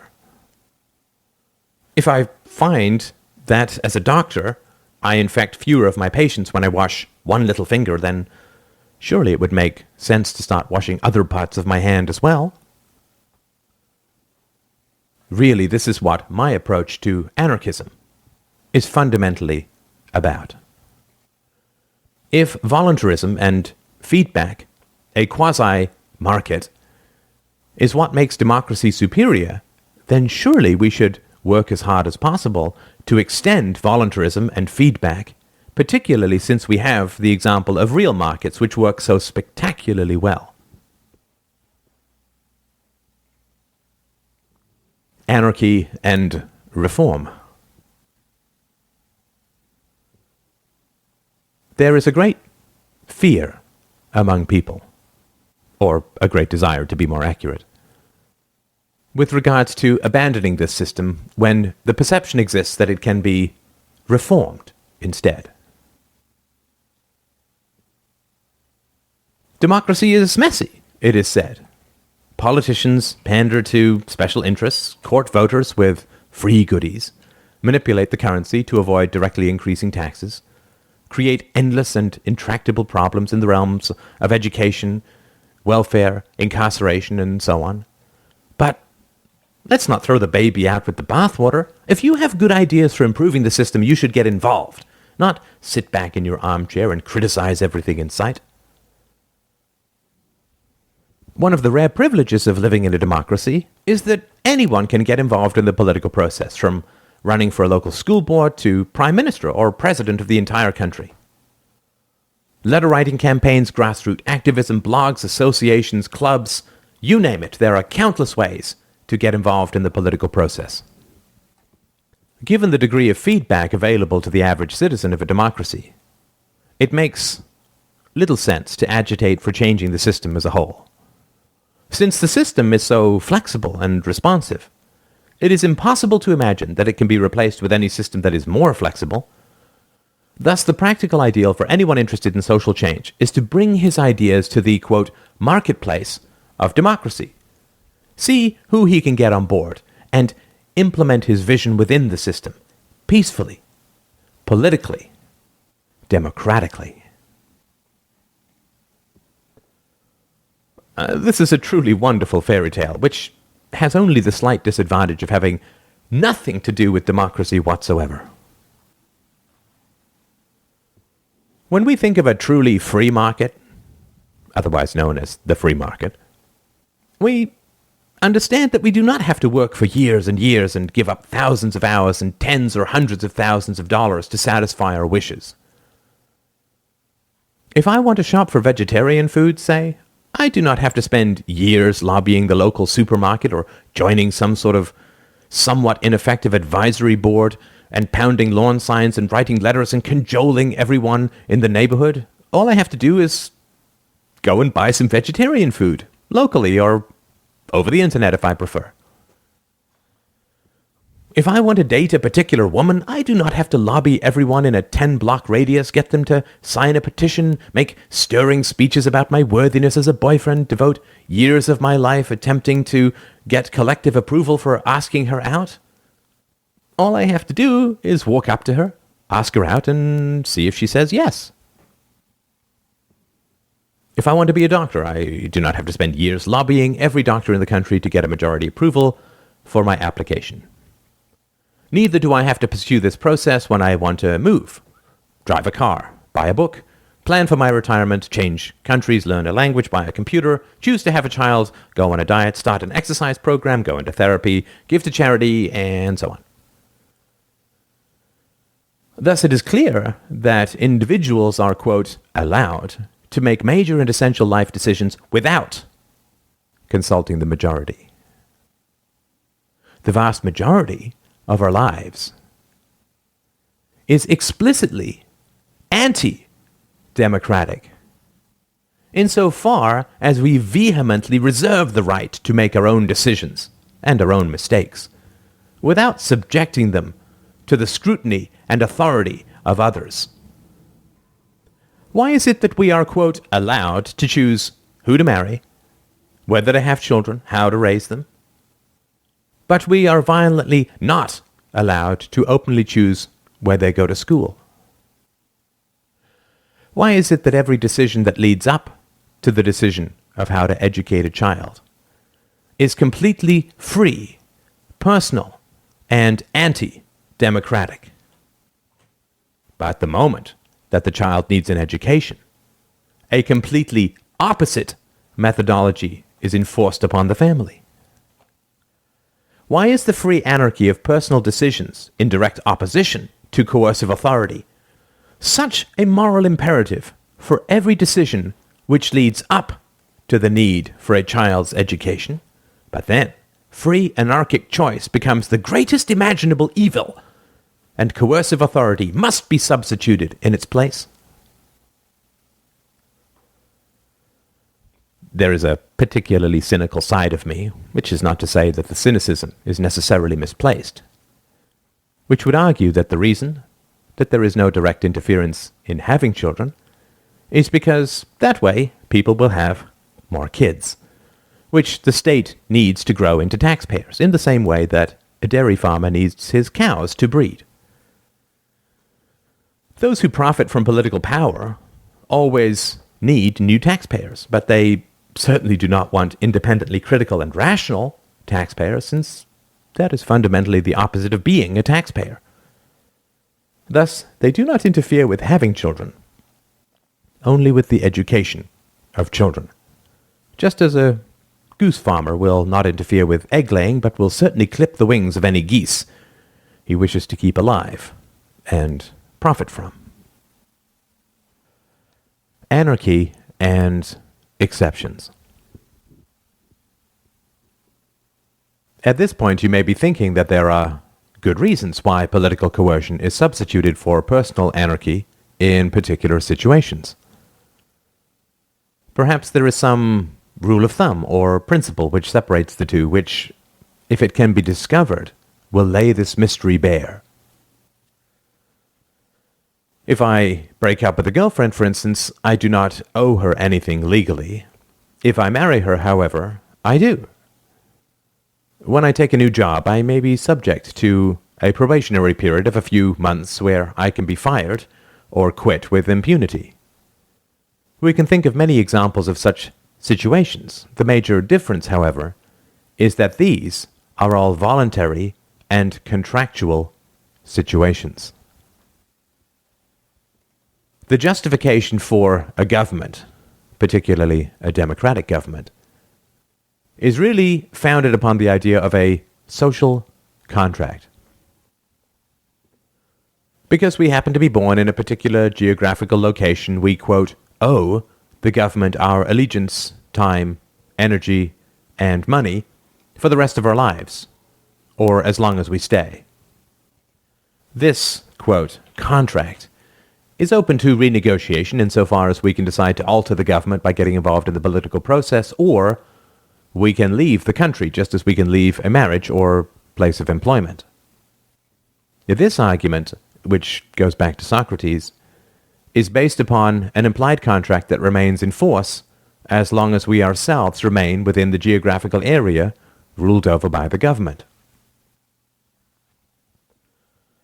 However, this idea of the social contract fails such an elemental test that it is only testament to the power of propaganda, that it has lasted as a credible narrative for over 2,000 years.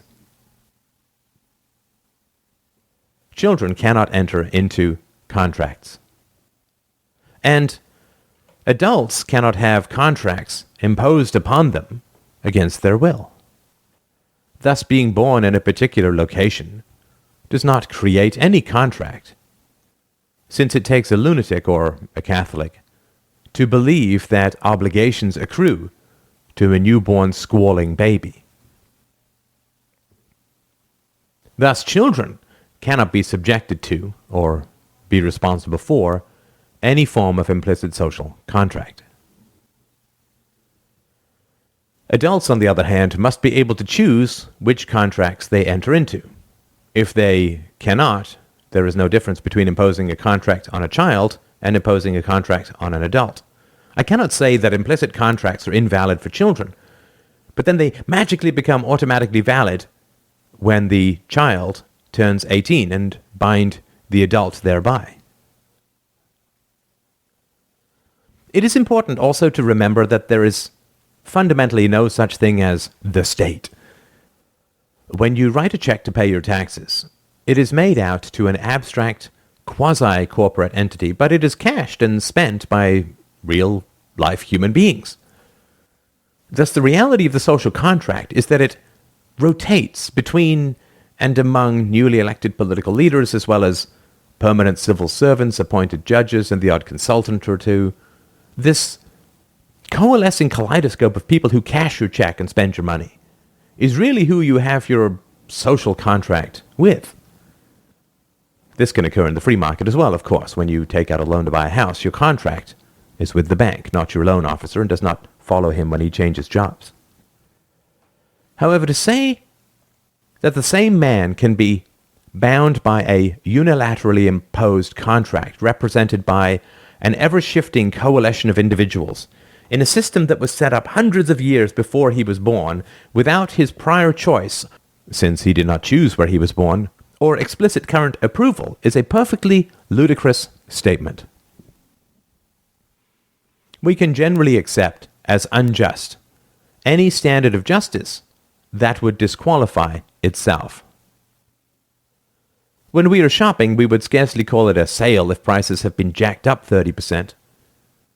We would not clip a coupon that added $1 to the price of whatever we were buying. In fact, we would not call this a coupon at all.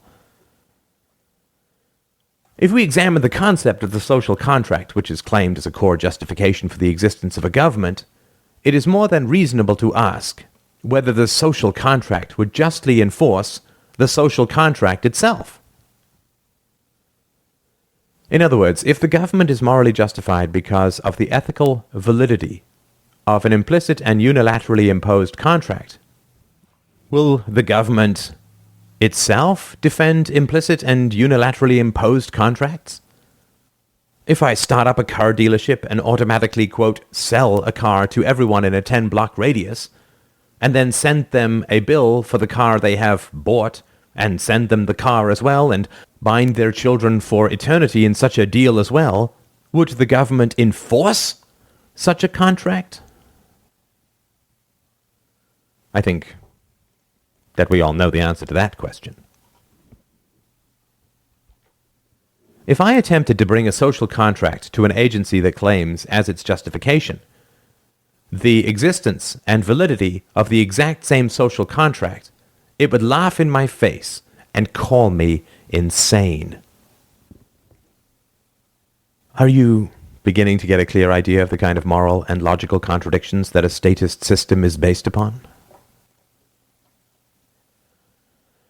Many times throughout human history, certain societies have come to the valid conclusion that an institution can no longer be reformed, but must instead be abolished. The most notable example is slavery, but we can think of others as well, such as the unity of church and state, oligarchical aristocracy, military dictatorships, human or animal sacrifices to the gods, rape as a valid spoil of war, torture, pedophilia, wife abuse, and so on. This does not mean, of course, that all of these practices and institutions have faded from the world, but it does mean that in many civilized society the essential debate is over and was not settled with the idea of, quote, reforming institutions such as slavery. The origin of the phrase rule of thumb came from an attempt to reform the beating of wives and restrict it to beating your wife with a stick no wider than your thumb. This practice was not reformed, but rather abolished. However well-intentioned these reforms may have been, we can, at best, only call them ethical in terms of halting steps towards the final goal, which is the elimination of a concept of wife-beating as a moral norm at all. In the same way, some reformers attempted to get slave owners to beat their slaves less, or at least less severely, but with the hindsight of history and our further moral development, we can see that slavery was not fundamentally an institution that could ever be reformed, but rather had to be utterly abolished. We can find encouragement in such reforms only to the degree that they reduced suffering in the present, while hopefully spurring on the goal of abolishing slavery. Any moralist who said that getting rid of slavery would be a criminal and moral disaster of the first order, but instead encouraged slaves to attempt to work within the system, or counseled slave owners to voluntarily take on the goal of treating their slaves with less brutality, could scarcely be called a moralist, at least by modern standards. Instead, we would term such a reformer as a very handy apologist for the existing brutality of the system. By pretending that the evils inherent in slavery could be mitigated or eliminated through voluntary internal reform, these moralists actually slowed or stalled the progress towards abolition in many areas. By holding out the false hope that an evil institution could be turned to goodness, these sophists blunted the power of the argument from morality, which is that slavery is an inherent evil and thus cannot be reformed. The finger-wagging admonition, "rape more gently," is oxymoronic. Rape is the opposite of gentle, the opposite of moral. This is how many anarchists view the proposition that the existing system of political violence should be reformed somehow from within, rather than fundamentally opposed on moral terms as an absolute evil based on coercion and brutality, particularly towards children, with the inevitable consequence that its only salvation can come from being utterly abolished.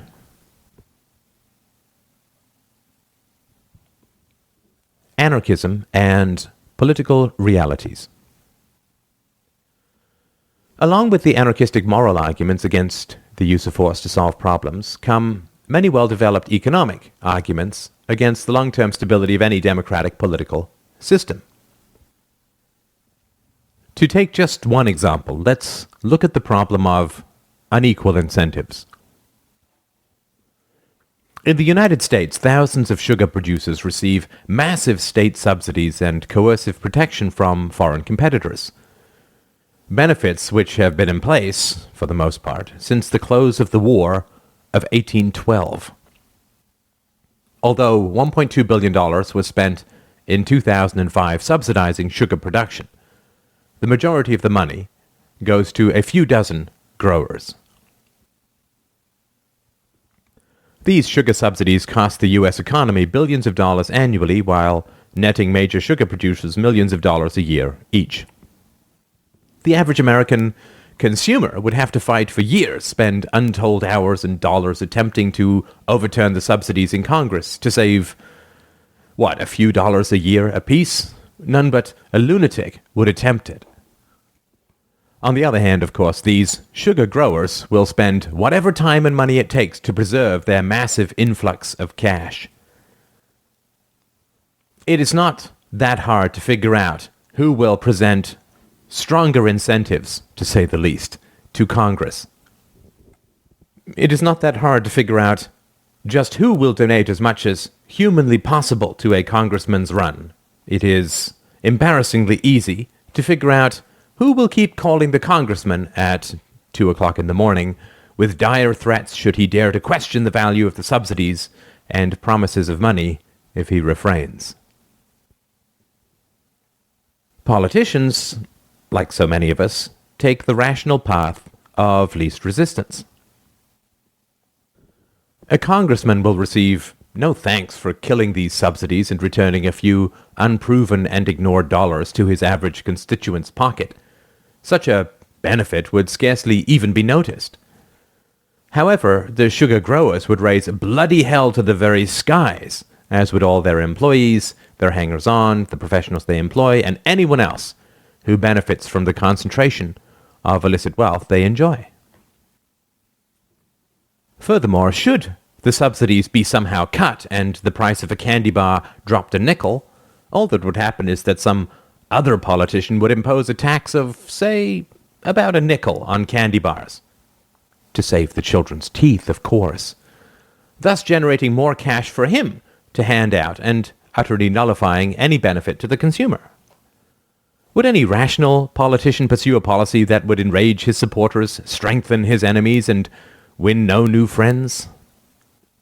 Of course not. Thus it is clear to see that while no incentive exists to do the right thing, every conceivable incentive exists to do the wrong thing.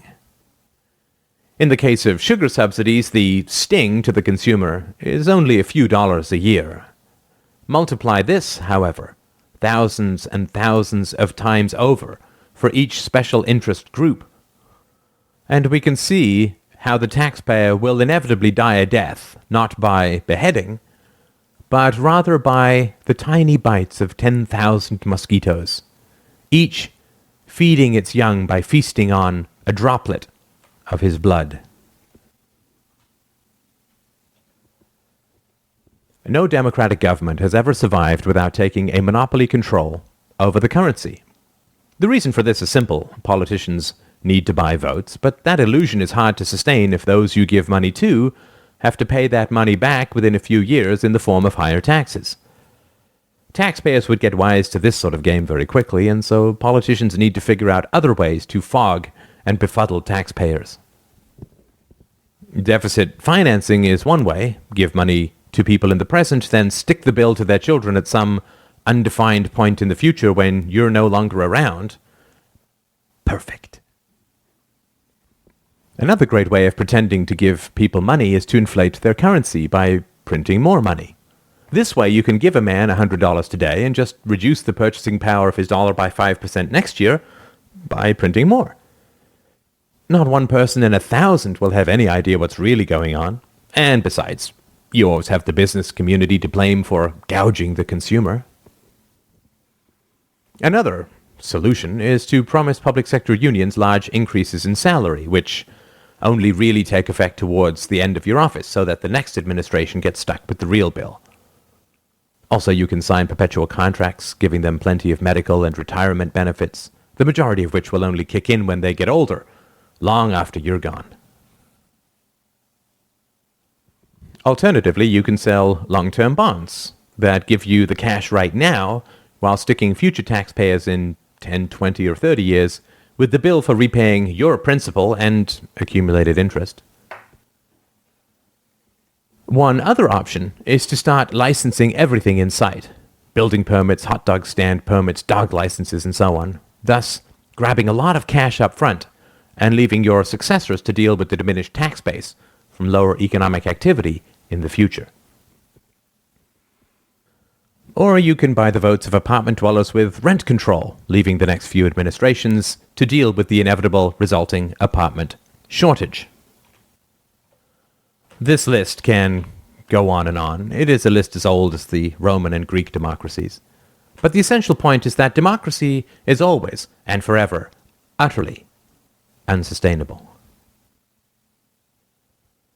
A basic fact of economics is that people respond to incentives. The incentives in any statist society, democratic, fascist, communistic, socialistic, you name it, are always so unbalanced as to turn the public treasury into a kind of blood-mad, shark-driven feeding frenzy. Well, say the defenders of democracy, but the people can always choose to vote in other people who will fix the system. Well, one of the wonderful aspects of working from first principles and taking our evidence from the real world is that we don't have to believe pious nonsense anymore. Except directly after significant wars, when they need to regrow their decimated tax bases, democratic governments simply never, ever get smaller. The logic of this remains depressingly simple and just as depressingly inevitable. A central question that any voter who claims to wish to be informed must ask is, why is this man's name on the ballot? The standard answer is that he has a vision to fix the neighborhood, the city, or the country, and he has nobly dedicated his life to public service and needs your vote so that he can begin fixing the problem. He is a pragmatic idealist who knows that compromises must be made, but who can still make tangible improvements in your life. Of course, this is all pure nonsense, as we can well see from the fact that things in a democracy always get worse, not better. Standards of living decline. National debt explodes. Household debt increases. Educational achievements plummet. Poverty rates increase. Incarceration rates increase. Unfunded liabilities skyrocket. And yet, election after election, the sheep run to the polls and feverishly scribble their hopes on the ballots, certain that this time everything will turn around. For those reading this in the future, we are currently right in the middle of Obama mania. The question remains, why is this man on the ballot? We all know that it takes an enormous amount of money and influence to run for any kind of substantial office.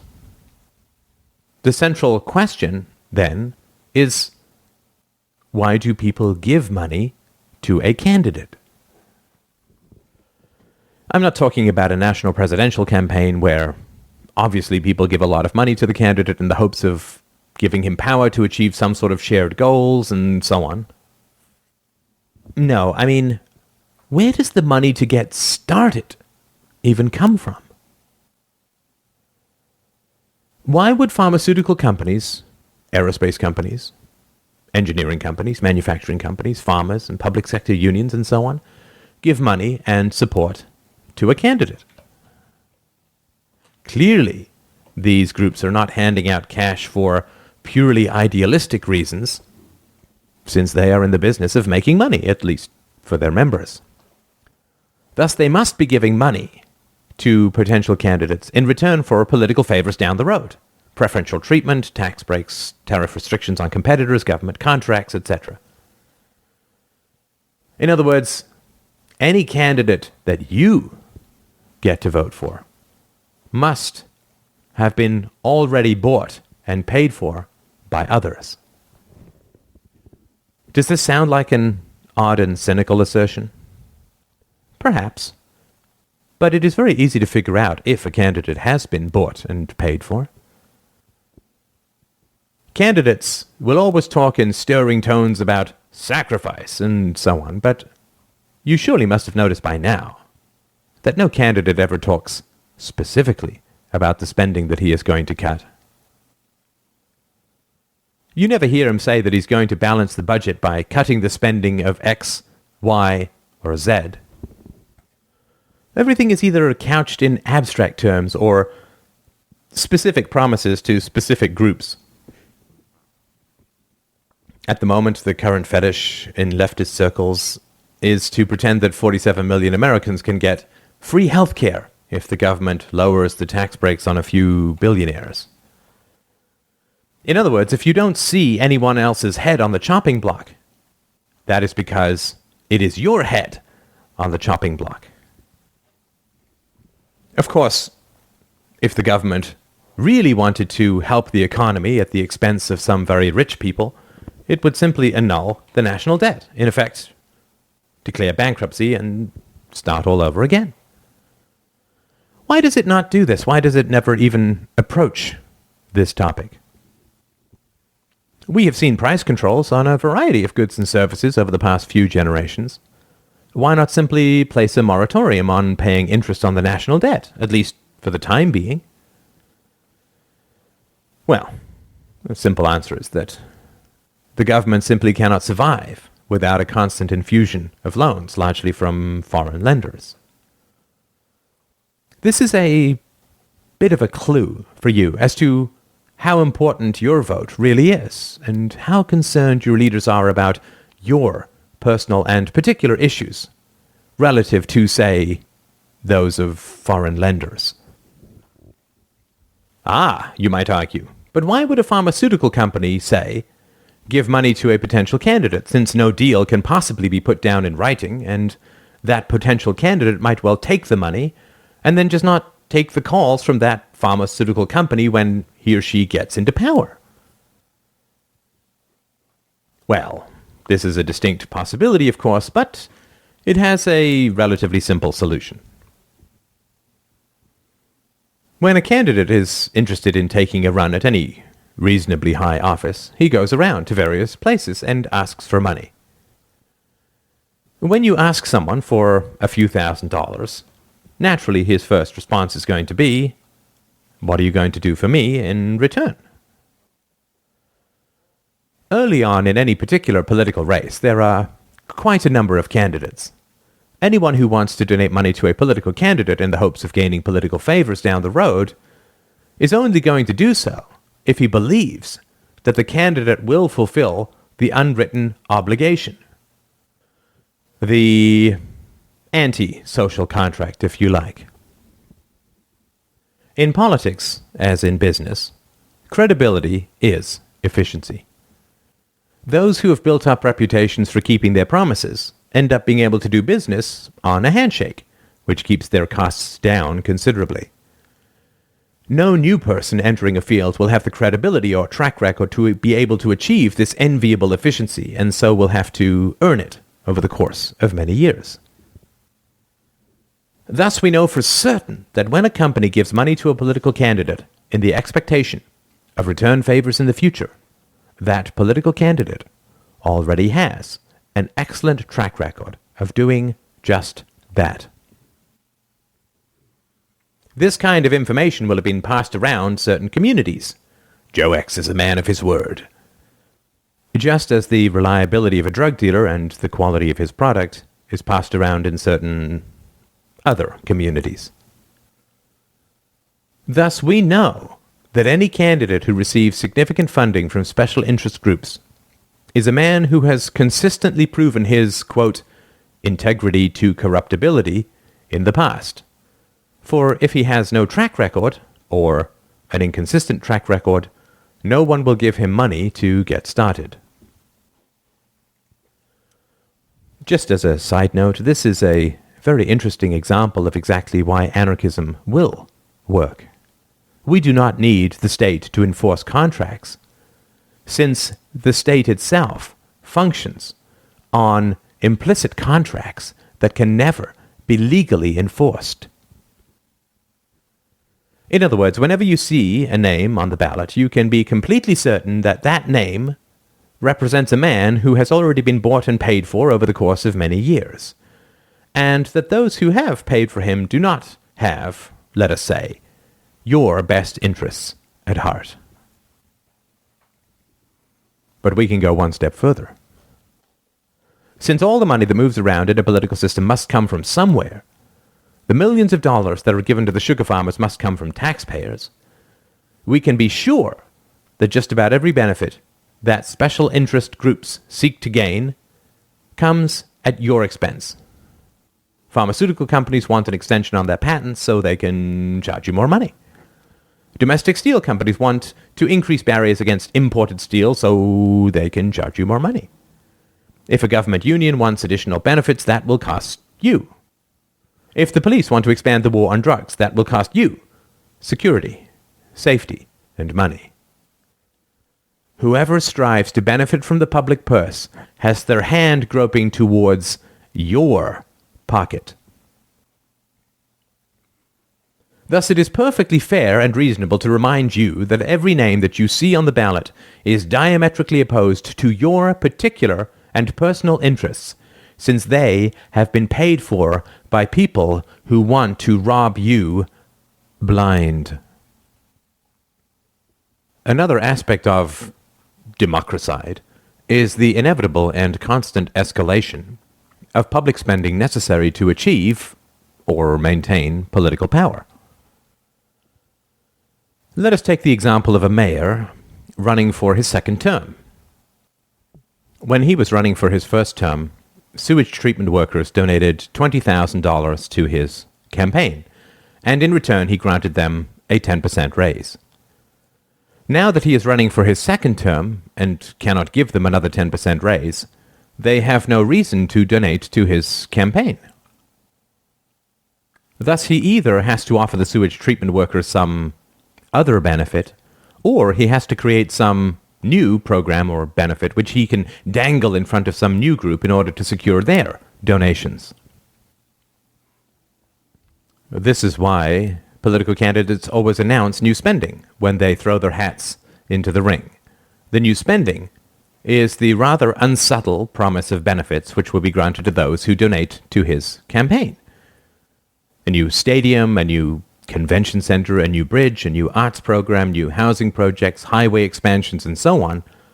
All of these inevitably and permanently raise the high watermark of government spending and are an absolute requirement of running for office.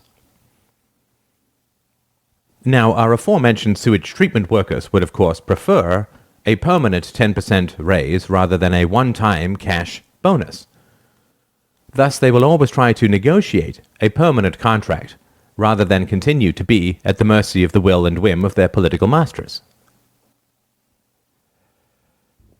As this process continues, the proportion of non-discretionary spending in any political budget grows and grows. This is another reason why new spending initiatives must always be created in order to secure new donations. Money cannot be shifted from one area to another because it has permanently been earmarked for a particular group in return for a one-time political contribution in the past. If the mayor who is running for his second term decides to attempt to roll back the 10% raise in order to free up money which he can then offer to someone else in return for campaign contributions, he would be committing political suicide. He would be breaking a freely signed contract, sticking it to the working man, and provoking a very smelly strike. But for his own particular self-interest, the effects would be even worse. Remember, people will donate to a political campaign based on an implicit contract of future rewards from the public treasury. If a candidate attempts to roll back benefits that he has distributed previously in return for donations, not only will he incur the wrath of the existing special interest group, but he will be revealed as a man who breaks his implicit and unenforceable contracts. Since this candidate can no longer be relied upon to give public money back to those who donate to his campaign, he will find that his campaign donations dry up almost immediately, and his political career comes to an abrupt end. Of course, ex-politicians are highly prized as lobbyists as well, but if this mayor breaks faith with a donator, he will no longer be valuable in that capacity either and will forego significant income in his post-political career. Finally, any political candidate who has channeled public money to past donators faces the problem of blackmail. If he attempts to cross any of his prior supporters, mysterious leaks to the press will start to emerge, talking about the sleazy backroom deals that got him in power, thus also effectively ending his political career. All the other candidates will piously deride his cynical corruption while, of course, making their own sleazy backroom deals in turn. It is highly instructive to note that two well-known fictional portrayals of the political campaign process, The West Wing and The Wire, repeatedly portray the candidate begging for money, but never once show why he receives it, the motives of his donors. Well, the reason for this is simple. They wish to portray an idealistic politician, and so they cannot possibly reveal the reasons why people are giving him money. If the fictional story were to follow the inevitable laws of democracy, the storyline would be abruptly truncated, or the lead character would be revealed as far less sympathetic. The candidate would ask for money, and then the potential donor would indicate the favor he wanted in return. Then the candidate would either refuse, thus ending his campaign for lack of funds, or he would agree, thus ending any real sympathy we have for him. This basic truth, like so many in a statist society, can never be discussed, even on a show like The Wire, which has little problem revealing corruption everywhere else. A policeman can be shown breaking a child's fingers, but the true nature of the political process must be forever hidden. Thus, we can see that, at least at the level of economics, democracy is a sort of slow-motion suicide in which you are told that it is the highest civic virtue to approve of those who want to rob you.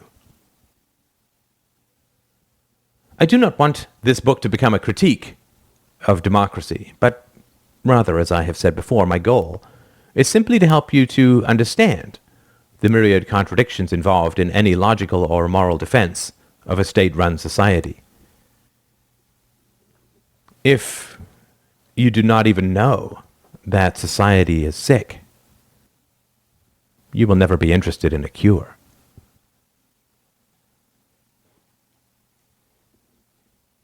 The social challenges of anarchism.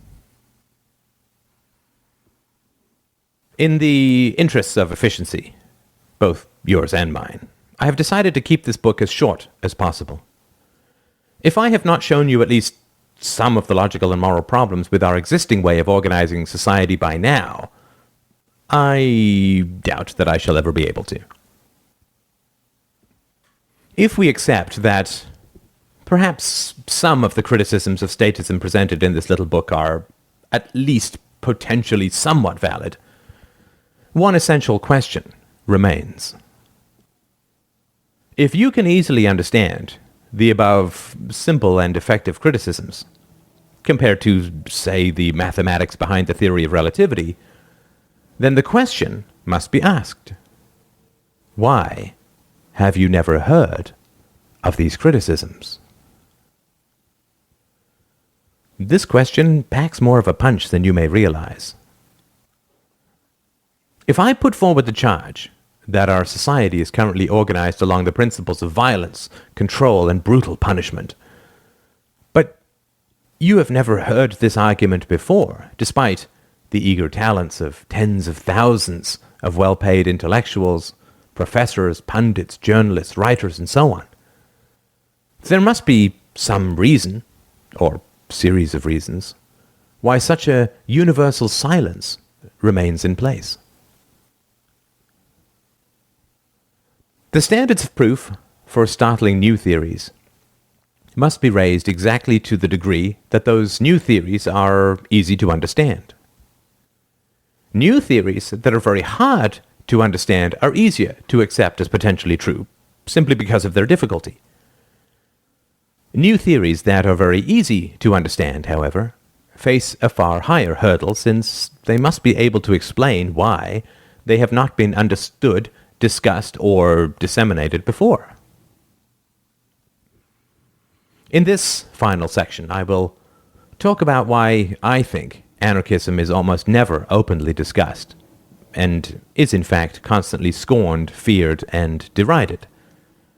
And I will present what I think is an interesting paradox, which is that the degree to which anarchism remains undiscussed is exactly the degree to which anarchism will undoubtedly work. Anarchism and academia. Let's have a look at academia, focusing on the arts, where anarchism could be a potential topic. Areas such as political science, economics, history, philosophy, sociology, etc. It's true that a few intellectuals have had successful careers while expressing sympathy for anarchism. On the left, we have the example of Noam Chomsky. In the libertarian camp, we have the example of Murray Rothbard. However, the vast majority of academics simply roll their eyes if and when the subject of anarchism as a viable alternative to a violence-based society ever arises. To understand this, the first thing that we need to recognize about academia is that, since it is highly subsidized by governments, demand vastly outstrips supply. In other words, there are far more people who want to become academics than there are jobs in academia. Normally, what would occur in this situation, were academia actually part of the free market, is that wages and perks would decline to the point where equilibrium would be reached. At the moment, academics get several months off during the summer, do not labor under oppressive course loads, are virtually impossible to fire once they reach tenure, get to spend their days reading, writing, and discussing ideas, which many of us would consider a hobby, travel with expenses paid to conferences, receive high levels of social respect, get paid sabbatical leaves, a full array of highly lucrative benefits, and can choose comfortable retirements or continued involvement in academia as they see fit, and often make salaries in the six figures to boot. Given the number of non-monetary benefits involved in being an academic, in a free market situation, wages would fall precipitously or job requirements would rise. However, since academics, particularly in the US, basically work under the protection of a highly subsidized union, this does not occur. Since the job itself is so innately desired by so many people, what results is a seller's market, in which dozens of qualified candidates jostle for each individual job. Like Angelina Jolie in a nightclub, those with the most to offer can be enormously picky. Also, since academics cannot be fired, if a department head hires an unpleasant, troublesome, difficult, or just unnerving person, he will have to live with that decision for the next 30-odd years. If divorce became impossible, people would be much more careful about choosing compatible spouses. This is one simple and basic explanation for the exaggerated politeness and conviviality in the world of academia. People who are cantankerous, or who ask uncomfortable questions, or who reason from first principles and thus eliminate endless debating, or whose positions place into question the value and ethics of those around them, simply don't get hired. In a free market situation, original and challenging thinking would be of great interest to students who would doubtless pay a premium to be mentally stimulated in such a way. However, since the majority of funding in academia comes from governments, students have virtually no influence over the hiring of professors. Let us imagine the progress of a wannabe anarchist graduate student. In his undergraduate classes, he will annoy the professors and irritate his fellow students by asking uncomfortable questions that they cannot answer. If he talks about the violence that is at the root of state funding, he will also be open to the charge of rank hypocrisy, which I can assure you will be lavishly supplied, since he is accepting state money in the form of a subsidized university education. His implicit criticism of his professors, that they are funded and secured through violence, will be highly annoying to them. Although this anarchist may grind his discontented way through an undergraduate degree, he will find it very hard to get any kinds of letters of reference from his professors to gain entrance into graduate school. If a professor talks about the applicant's anarchism in his letter of recommendation, anyone evaluating such a letter will be utterly bewildered as to why such a recommendation is being made, thus devaluing any such letters from said professor in the future. If the professor who recommends an anarchist finds that his future recommendations fall on more skeptical eyes, then the word will spread very quickly that taking this professor's course and getting a letter of recommendation from him is the kiss of death for any academic aspirant. Thus, this professor will find enrollment in his courses mysteriously declining, which will not be helpful to his career, to say the least. If the professor does not mention the grad student applicant's anarchism, his fate becomes even worse, since even more time will be wasted interviewing an applicant that no one actually wants. Those on the receiving end of such a letter of recommendation will find it impossible to believe that the professor did not know that the student's anarchism was a factor, and so will view his letter as a bizarre form of passive aggression and will be that much less likely to view any future recommendations even remotely positively. Thus, an academic who writes a letter of recommendation for a student whose views will be disconcerting or discomforting to others is undermining his value to his future students for no clear benefit whatsoever. We can safely assume that an academic who has reached the rank of professor, even prior to tenure, is not a man blind to his own long-term self-interest. Even if this anarchist were to somehow get through to a master's program, the same problems would exist, though they would be even worse than his undergraduate degree. Those who are in a master's program, particularly in the arts, are mostly there with the specific goal of securing a position in academia. In other words, they're not there for the relentless pursuit of inviolate truth, but rather to ingratiate themselves with their professors, do the kind of research that will get them noticed, and gain the kind of approval from those above them that will give them a boost up the next rung of the ladder.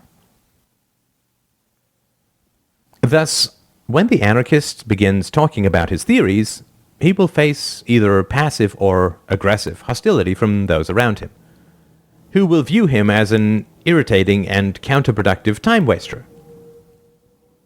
Whether or not his theories are true is actually beside the point. The reality is that his theories actively interfere with the pursuit of academic success, which is why people are in the classroom in the first place. Also, since the anarchist claims the power to see through the universal veneer of proclaimed self-interest to the core motivations beneath, yet does not see the core motivations of those around him in graduate school, he will also be seen to be obstinately blind. "You should believe the truth," he will say, without seeing that these academic aspirants are not there for the truth, but rather to get a job in academia.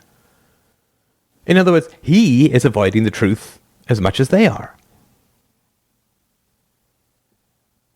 Furthermore, by continually reminding people that the existing society in general, and academics in particular, is funded through violence, the anarchist is actively offending and insulting everyone around him.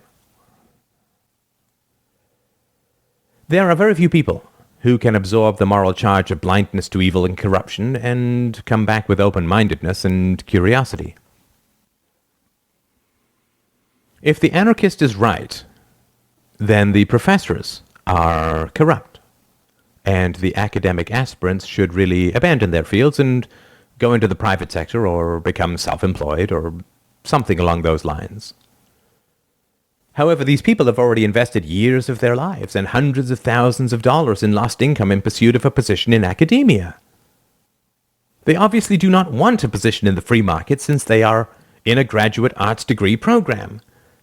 And should they leave that program, a good portion of the entire value that they have accumulated will vanish. We could examine this process for much longer, but let us end with this point. Let us imagine that a tenured academic reads this book and agrees with at least the potential validity of some of the arguments it contains.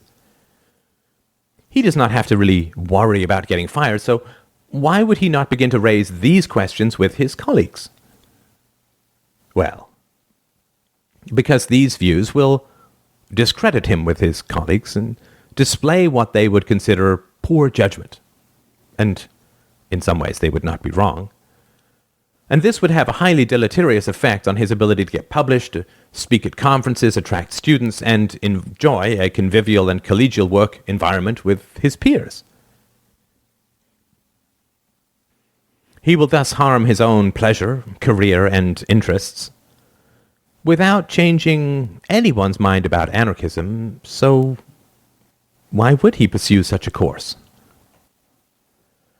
When an environment is corrupt, rational self-interest is automatically and irredeemably corrupted as well. We can see this easily in the realm of politics, but it's harder to see in the realm of academia. Before I started this section, I said that I would present an interesting paradox, which is that the degree to which anarchism remains undiscussed is exactly the degree to which anarchism will, undoubtedly, work. Anarchism is fundamentally predicated on the basic reality that violence is not required to organize society. Violence in the form of self-defense is acceptable, of course, but the initiation of the use of force is not only morally evil, but counterproductive from a pragmatic standpoint as well. Now, anarchism, at least as I approach it, is not a form of relentless pacifism which rejects any coercive responses to violence. My formulation of an anarchist society is one which has perfectly powerful and capable mechanisms for dealing with violent crime in the absence of a centralized group of criminals called the state. In fact, an anarchistic society will undoubtedly deal with the problems of violent crime in a far more proactive and beneficial manner than our existing systems, which, in fact, do far more to provoke violence and criminality than they do to reduce or oppose it. Anarchists recognize the power of implicit and voluntary social contract, and the power of both positive incentives such as pay and career success, as well as negative incentives such as social disapproval, economic exclusion, and outright ostracism. Thus, in a very interesting way, the more that anarchism is excluded from the social discourse, the greater belief anarchists can have in the practicality of their own solutions. In the realm of academia, obviously there is no central coercive committee that will shoot or imprison anyone who brings up anarchism in a positive light. There is no state in the realm of the university, yet the rules are universally respected and enforced spontaneously, without planning, without coordination, and without violence. This irony becomes even greater in the realm of politics, where the implicit, quote, contracts of political backroom deals are universally enforced through a process of positive selection for corruption, in that those who do not pay back their contributors with public money are automatically excluded from the system. Thus, both academia and the state itself work on anarchistic principles, which is the spontaneous self-organization and enforcement of unwritten rules without relying on violence. A truly stateless society, where such rules could be made explicit and openly contractual, would function even more effectively. In other words, if anarchism were openly talked about in state-funded academia, it would be very likely that anarchism would never work in practice. If the unenforceable corruption of democracy did not, quote, work so well, that would be a significant blow against the practical efficacy of anarchism. Academics and voluntarism. Academics face an enormous challenge, particularly in economics, which is the charge of rank hypocrisy.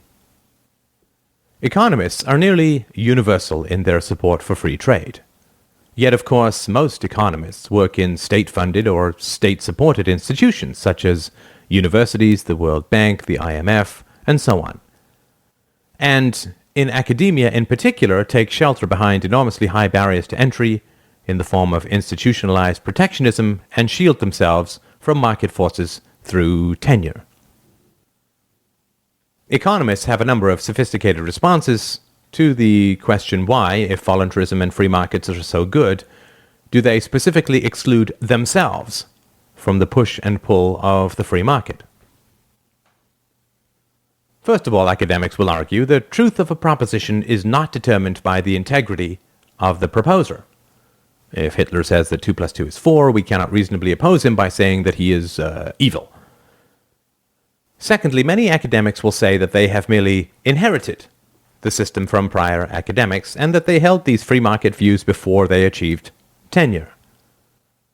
Thirdly, they can argue that they do face possible unemployment, however unlikely should their department close, and so on. These are all very interesting arguments and are worthy of our attention, I think, but are fundamentally irrelevant to the question of academia. It is a common defense of hypocritical intellectuals to say that their arguments cannot be judged by their own contradictory behavior, but must be viewed on their own merits. But this argument does become rather tiresome after a while. To see what I mean, let us imagine a man named Bob, who claims that his sole professional goal in life is motivating others to lose weight by following his diet. He continually proclaims that it is very important to be slim, that only his diet will make you slim, but strangely enough, Bob himself remains morbidly obese. It is certainly true that we cannot absolutely judge the efficacy and value of Bob's diet solely by how much he weighs, but we can empirically judge whether or not Bob believes in the efficacy and value of his own diet.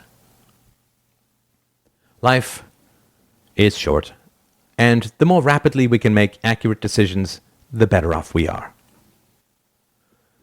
Imagine that this afternoon a disheveled and smelly man stops you on the street and offers his services as a financial advisor, but says that he cannot take your calls because after he declared personal bankruptcy, he has been forced to live in his car.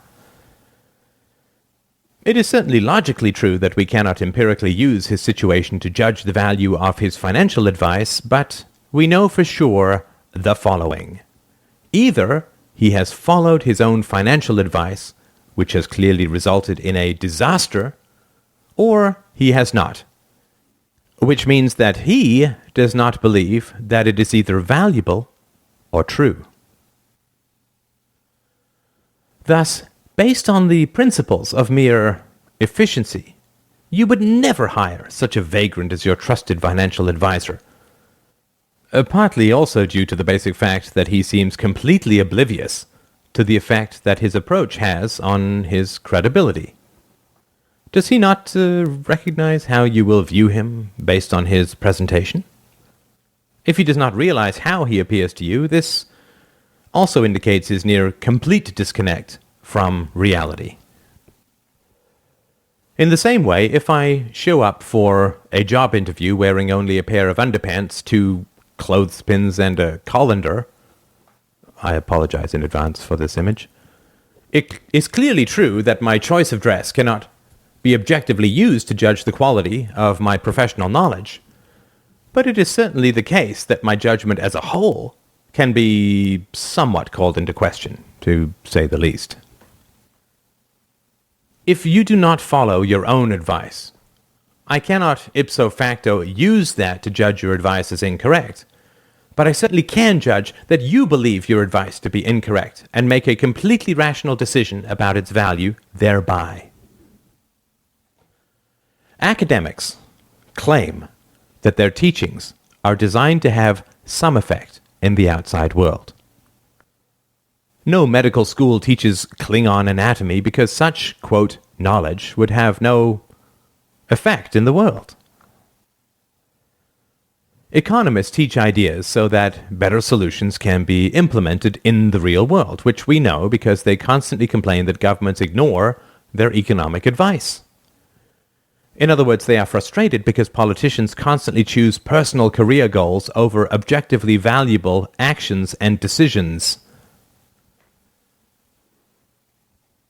If I am trying to sell a diet book and I am morbidly obese, obviously that totally undermines my credibility. What is the best way for me to increase my credibility? Is it for me to endlessly complain that other people just don't seem to believe in my diet? Of course not.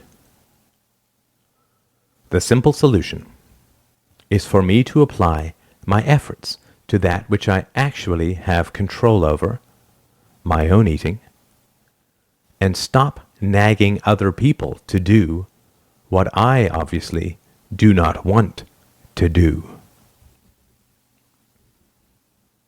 This way I can actually gain even more credibility than I would have had if I had been naturally slim to begin with. Since most people who want to diet are overweight, surely a man who loses a lot of weight and keeps it off by following his own diet has even more credibility. What does this translate to in the realm of academics? Well, almost all economists accept that free trade is the best way to organize economic interactions. Thus, they have the enormous collective advantage of already sharing common ideals, which is scarcely the case with politicians and other groups that economists criticize for failing to implement free trade. If economists believe that free market voluntarism is the best way to organize interactions, and clearly they have far more control over their own profession than they do over governments, then they should work as hard as they can to apply those principles to their own profession, to lose their own excess weight, so to speak, rather than endlessly nag other people to follow the diet that they themselves reject. Thus, rather than lecture about the virtues and values of a voluntary free market, with the clear goal of changing the behavior of others, economists should get together and change their own profession to reflect the values that they expect others to follow. This way they can do all the research, keep careful notes, and publish papers describing the process of getting an organization to reform itself according to the commonly accepted values of its members. The pitfalls and challenges of achieving such a noble end would be well worth documenting as a guide and help to others. Furthermore, since economists all believe that free trade improves quality and productivity, they could, as a group, measure the quality and productivity of the economics profession before and after the introduction of free trade and voluntarism. This would be an enormously valuable body of research and would empirically support the case for going through the challenges of undoing protectionism within a profession. Since academics very much want to have an effect on the outside world, by far the best way of achieving that goal is to reform their own profession to reflect the values that they already profess and hold as a group. They can then bring their own experience, not to mention integrity, to bear on the far greater challenges of helping governments and other organizations reform themselves. It is quite fascinating that economists, to my limited knowledge at least, have produced virtually endless studies on the negative effects of protectionism in every conceivable field except their own. If economists do take on the challenge of reforming their own profession according to their own commonly held values, then either such a revolution will succeed or it will not. If the revolution succeeds, academics would have the theoretical understanding, empirical evidence, and professional credibility to bring their case for free trade to others with a far greater chance of being successful.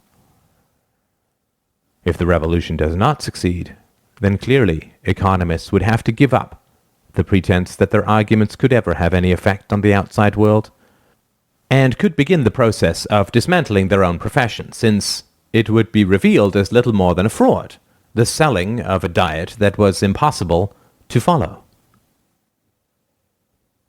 If economists cannot achieve conformity to their values within their own profession, where they share very similar methodologies, have the same goals, and speak the same language, then clearly asking other professions with far greater obstacles to reform themselves is ridiculously hypocritical and fundamentally false.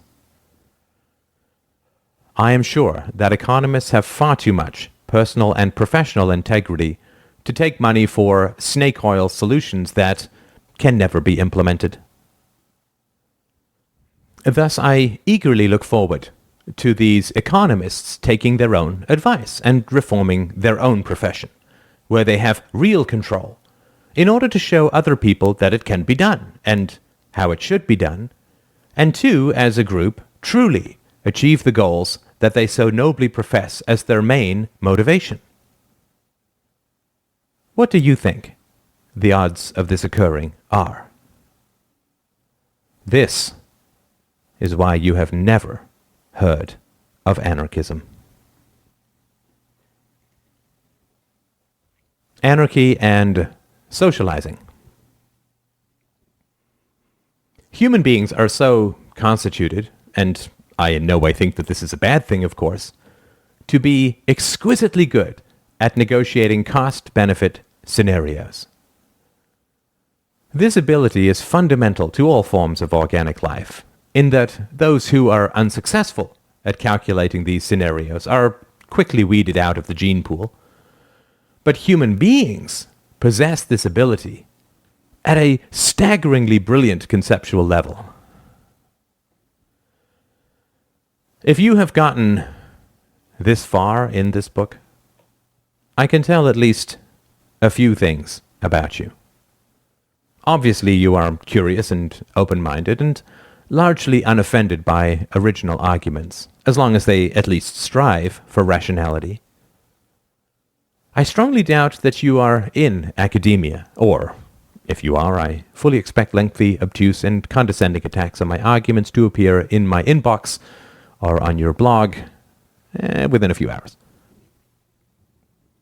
Potential academics have, in my experience, been irredeemably hostile to what I do because it puts them in an exquisitely tortuous position. This is particularly the case with my book, Universally Preferable Behavior, A Rational Proof of Secular Ethics.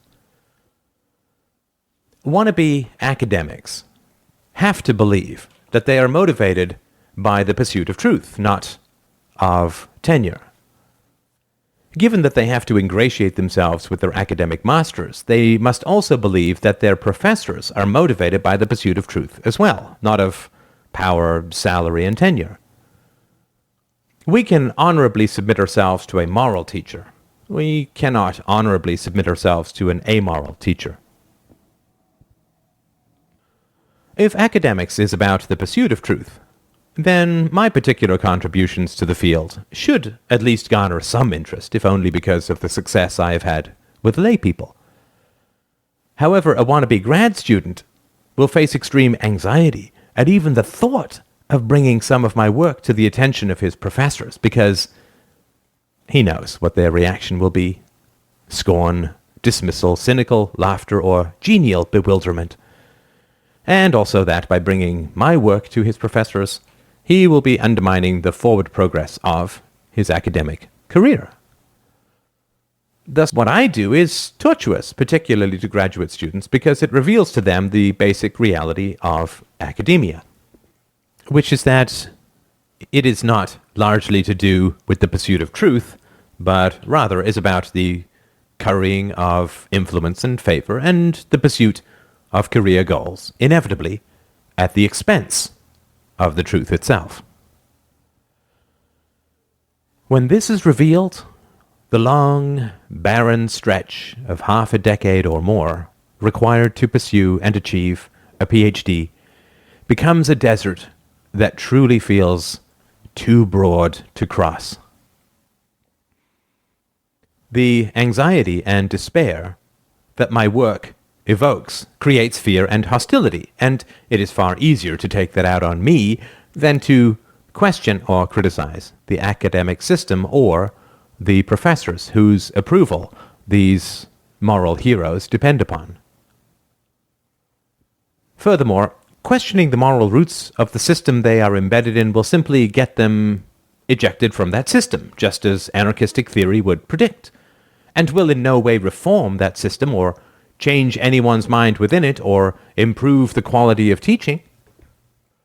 Thus, those who remain will inevitably tell themselves the comforting lie that the system is flawed, granted, but that leaving it would be to abandon one's post, so to speak, and so the practical and moral thing to do is to struggle through and improve the quality of teaching as best one can in the future. Of course, this is all utterly impossible, but it is a tantalizing mythology that does help the average grad student sleep at night. The reason that I'm talking about these kinds of calculations is that we all face this choice in life when we are presented with a startling and unforeseen argument that we cannot dismantle. Our truly brilliant ability to process cost-benefit scenarios immediately kicks out a series of syllogisms such as the following. Anarchist arguments are valid, but I will never have any influence on the elimination of the state in my lifetime. I will alienate, frustrate, and bewilder those around me by bringing these arguments up. I will not have any influence on the thinking of those around me. If people have to choose between the truth that I bring and their own illusions, they will ditch both me and the truth without as much as a backwards glance. Thus, I will have alienated myself from those around me for the sake of a goal I can never achieve. These sorts of calculations flash rapidly through our minds, resulting in an irritation towards the arguments that can never be directly expressed, and a fear of any further examination of the truth of one's social and professional relations. Society is really an ecosystem of agreed-upon premises or arguments, usually based on tradition.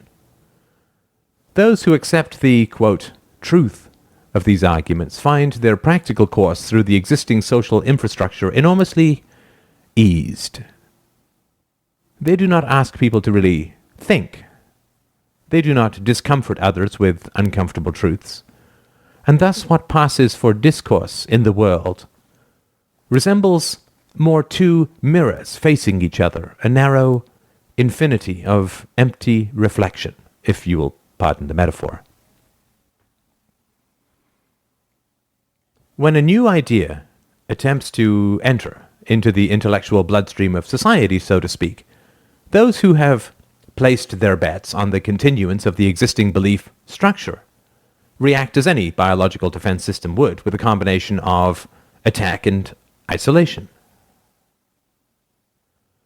When you get an infection, your immune system will first attempt to kill off the bacteria. If it is unable to do that, it will attempt to isolate it, forming a hard shell or cyst around the infection. In a similar way, when a new idea, quote, infects the existing ecosystem of social thinking, intellectuals will first attempt to ignore it, but then will attempt to kill it off using a wide variety of emotionally manipulative tricks such as scorn, eye-rolling, cynical laughter, aggression, insults, condescension, ad hominem attacks, and so on. If these aggressive tactics do not work for some reason, then the fallback position is a rigid attempt to isolate those who support the new paradigm. These tactics are so staggeringly effective that hundreds or thousands of years can pass between significant new intellectual movements and achievements. The last great leaps forward in Western thinking, it could be argued, occurred around the time of the Enlightenment, several hundred years ago, when the new ideas of the free market and the power and validity of the scientific method emerged. Democracy and the separation of church and state were not new concepts, but were inherited from the expanding interest in Roman jurisprudence that occurred after the 14th century through the rise of cities and the subsequent necessity for more comprehensive and detailed civic laws. Since then, there have been some dramatic increases in personal liberties, notably the non-enforcement of slavery and the expansion of property rights for women. But in the 20th century, most of the, quote, new developments in human thinking tended to be tribal throwbacks, irrational in theory and evil in practice, such as fascism, communism, socialism, collectivism, and so on. Society, quote, survives by accepting a fairly rigid set of unquestionable axioms. If people start poking around at the root of those axioms, they are first ignored, then attacked, then isolated. Individuals have almost no ability to overturn these core axioms within their own lifetimes, and thus it takes a somewhat irrational dedication to truth and reason to take this course. This is also something that I know about you. Socrates described himself as a gadfly that buzzed around annoying those in society through his persistent questioning, but he himself was bothered by an internal gadfly which constantly nagged at him with these same problems. Given the extraordinarily high degree of discomfort that is generated by questioning social axioms, I know for sure that you are also possessed by one of these internal Socratic demons, which will not let you rest in the face of irrationality or remain content with pseudo-answers to essential questions. Now that I have opened up at least the possibility of these answers in your mind, I know that you will keep returning to them almost involuntarily, turning them over, looking for weaknesses, because of a kind of obsession that you have, or a mania for consistency with reason and evidence. There are very few of us who, in some sort of Rawlsian scenario, would get on bended knee before birth and demand to be given this kind of obsessive compulsive dedication to philosophical truth. Given the high degree of social inconvenience, the resulting anxiety, hostility, and isolation, and the near certainty that we shall not live to see the truth we know accepted at large, it would seem to be almost a form of masochism to reopen arguments which everyone else accepts as both proven and moral. We might as well be a police detective questioning a case with 200 witnesses, a confession, and a smoking gun. Just as this detective would be viewed as annoying, irrational, and strange. Well, I'm sure that you get the picture because you live in this picture. Thus, in attempting to understand the question as to why these ideas, though rational and relatively simple to understand, remain unspoken and unexamined, we can see that any purely practical calculation of the costs and benefits of bringing these issues up, either in academics or in one's own personal social circle, would lead any reasonable person to avoid these thoughts for the same reason that we would give a hissing cobra a wide berth. Of course, the reason that society does progress at all is because all thinking men and women pay at least a surface lip service to the principles of reason and evidence.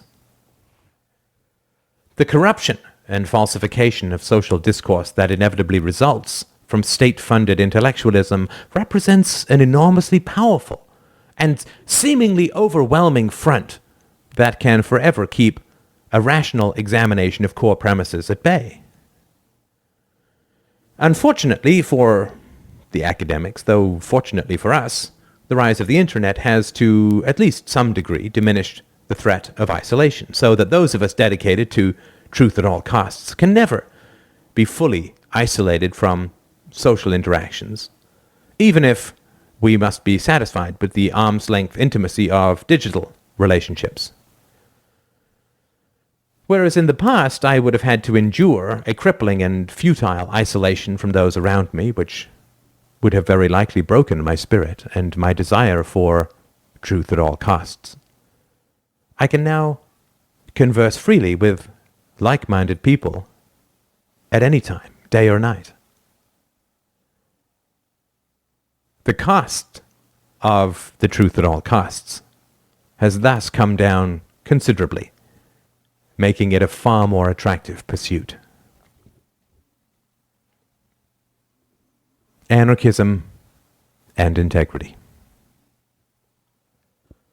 Without a doubt, there is no conceivable way to make the case that you should examine or explore anarchy in order to achieve anarchistic goals at a political level. This would be like asking Francis Bacon, the founder of the modern scientific method, to pursue his ideas in order to secure funding for a particle accelerator. When I was younger, I studied acting and playwriting for 2 years at the National Theatre School in Montreal, Canada. On the first day, we eager thespians were told that if we could be happy doing anything other than acting, we should do that other thing. Acting is such an irrational career to pursue that no sane calculation of the costs and benefits would ever lead anyone in that direction. In the same way, if you can be happy and content without examining the core assumptions held by those around you. I would strongly suggest that you never bring up the contents of this book with anyone else, and look at what is written about here as a mere unorthodox intellectual exercises, like examining the gameplay that might result from alternate chess rules. If it is the case, however, that you have a passion for truth, or, as it more often feels, that the truth has an unwavering passion for you, then the discontentedness and alienation that you have always felt can be profitably alleviated through an exploration of philosophical truth. Once we begin to cross-examine our own core beliefs, the prejudices that we have inherited from history, we will inevitably face the feigned indifference, open hostility, and condescending scorn from those around us, particularly those who claim to have an expertise in the matters we explore. This can all be painful and bewildering, it is true. On the other hand, however, once we develop a truly deep and intimate relationship with the truth, and thus, really, with our own selves, we will find ourselves almost involuntarily looking back upon our own prior relationships and truly seeing for the first time the shallowness and evasion that characterized our interactions. We can never be closer to others than we are to ourselves. And we can never be closer to ourselves than we are to the truth. The truth leads us to personal authenticity. Authenticity leads us to intimacy, which is the greatest joy in human relations. Thus, while it is true that while many shallow people will pass from our lives when we pursue the truth at all costs, it is equally true that across the desert of isolation lies a small village. It is not yet a city nor even a town, full of honest and passionate souls where love and friendship can flower free of hypocrisy, selfishness, and avoidance, where curious and joyful self-expression flow easily, where the joy of honesty and the fundamental relaxation of easy self-criticism unifies our happy tribe in our pursuit and achievement of the truth. The road to this village is dry and long and stony and hard. I truly hope that you will join us.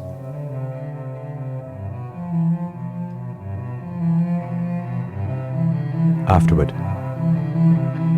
I do thank you for taking the time to run through this little book. I hope that I have stimulated some interest within you about the thrill and value of exploring anarchy.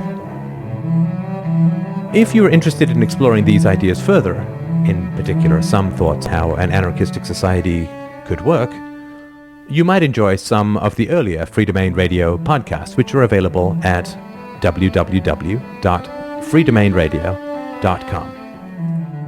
The feed for these podcasts is feeds.feedburner.com/Free Domain Radio. You can try the greatest hits as well, feeds.feedburner.com/Free Domain Essentials MAF.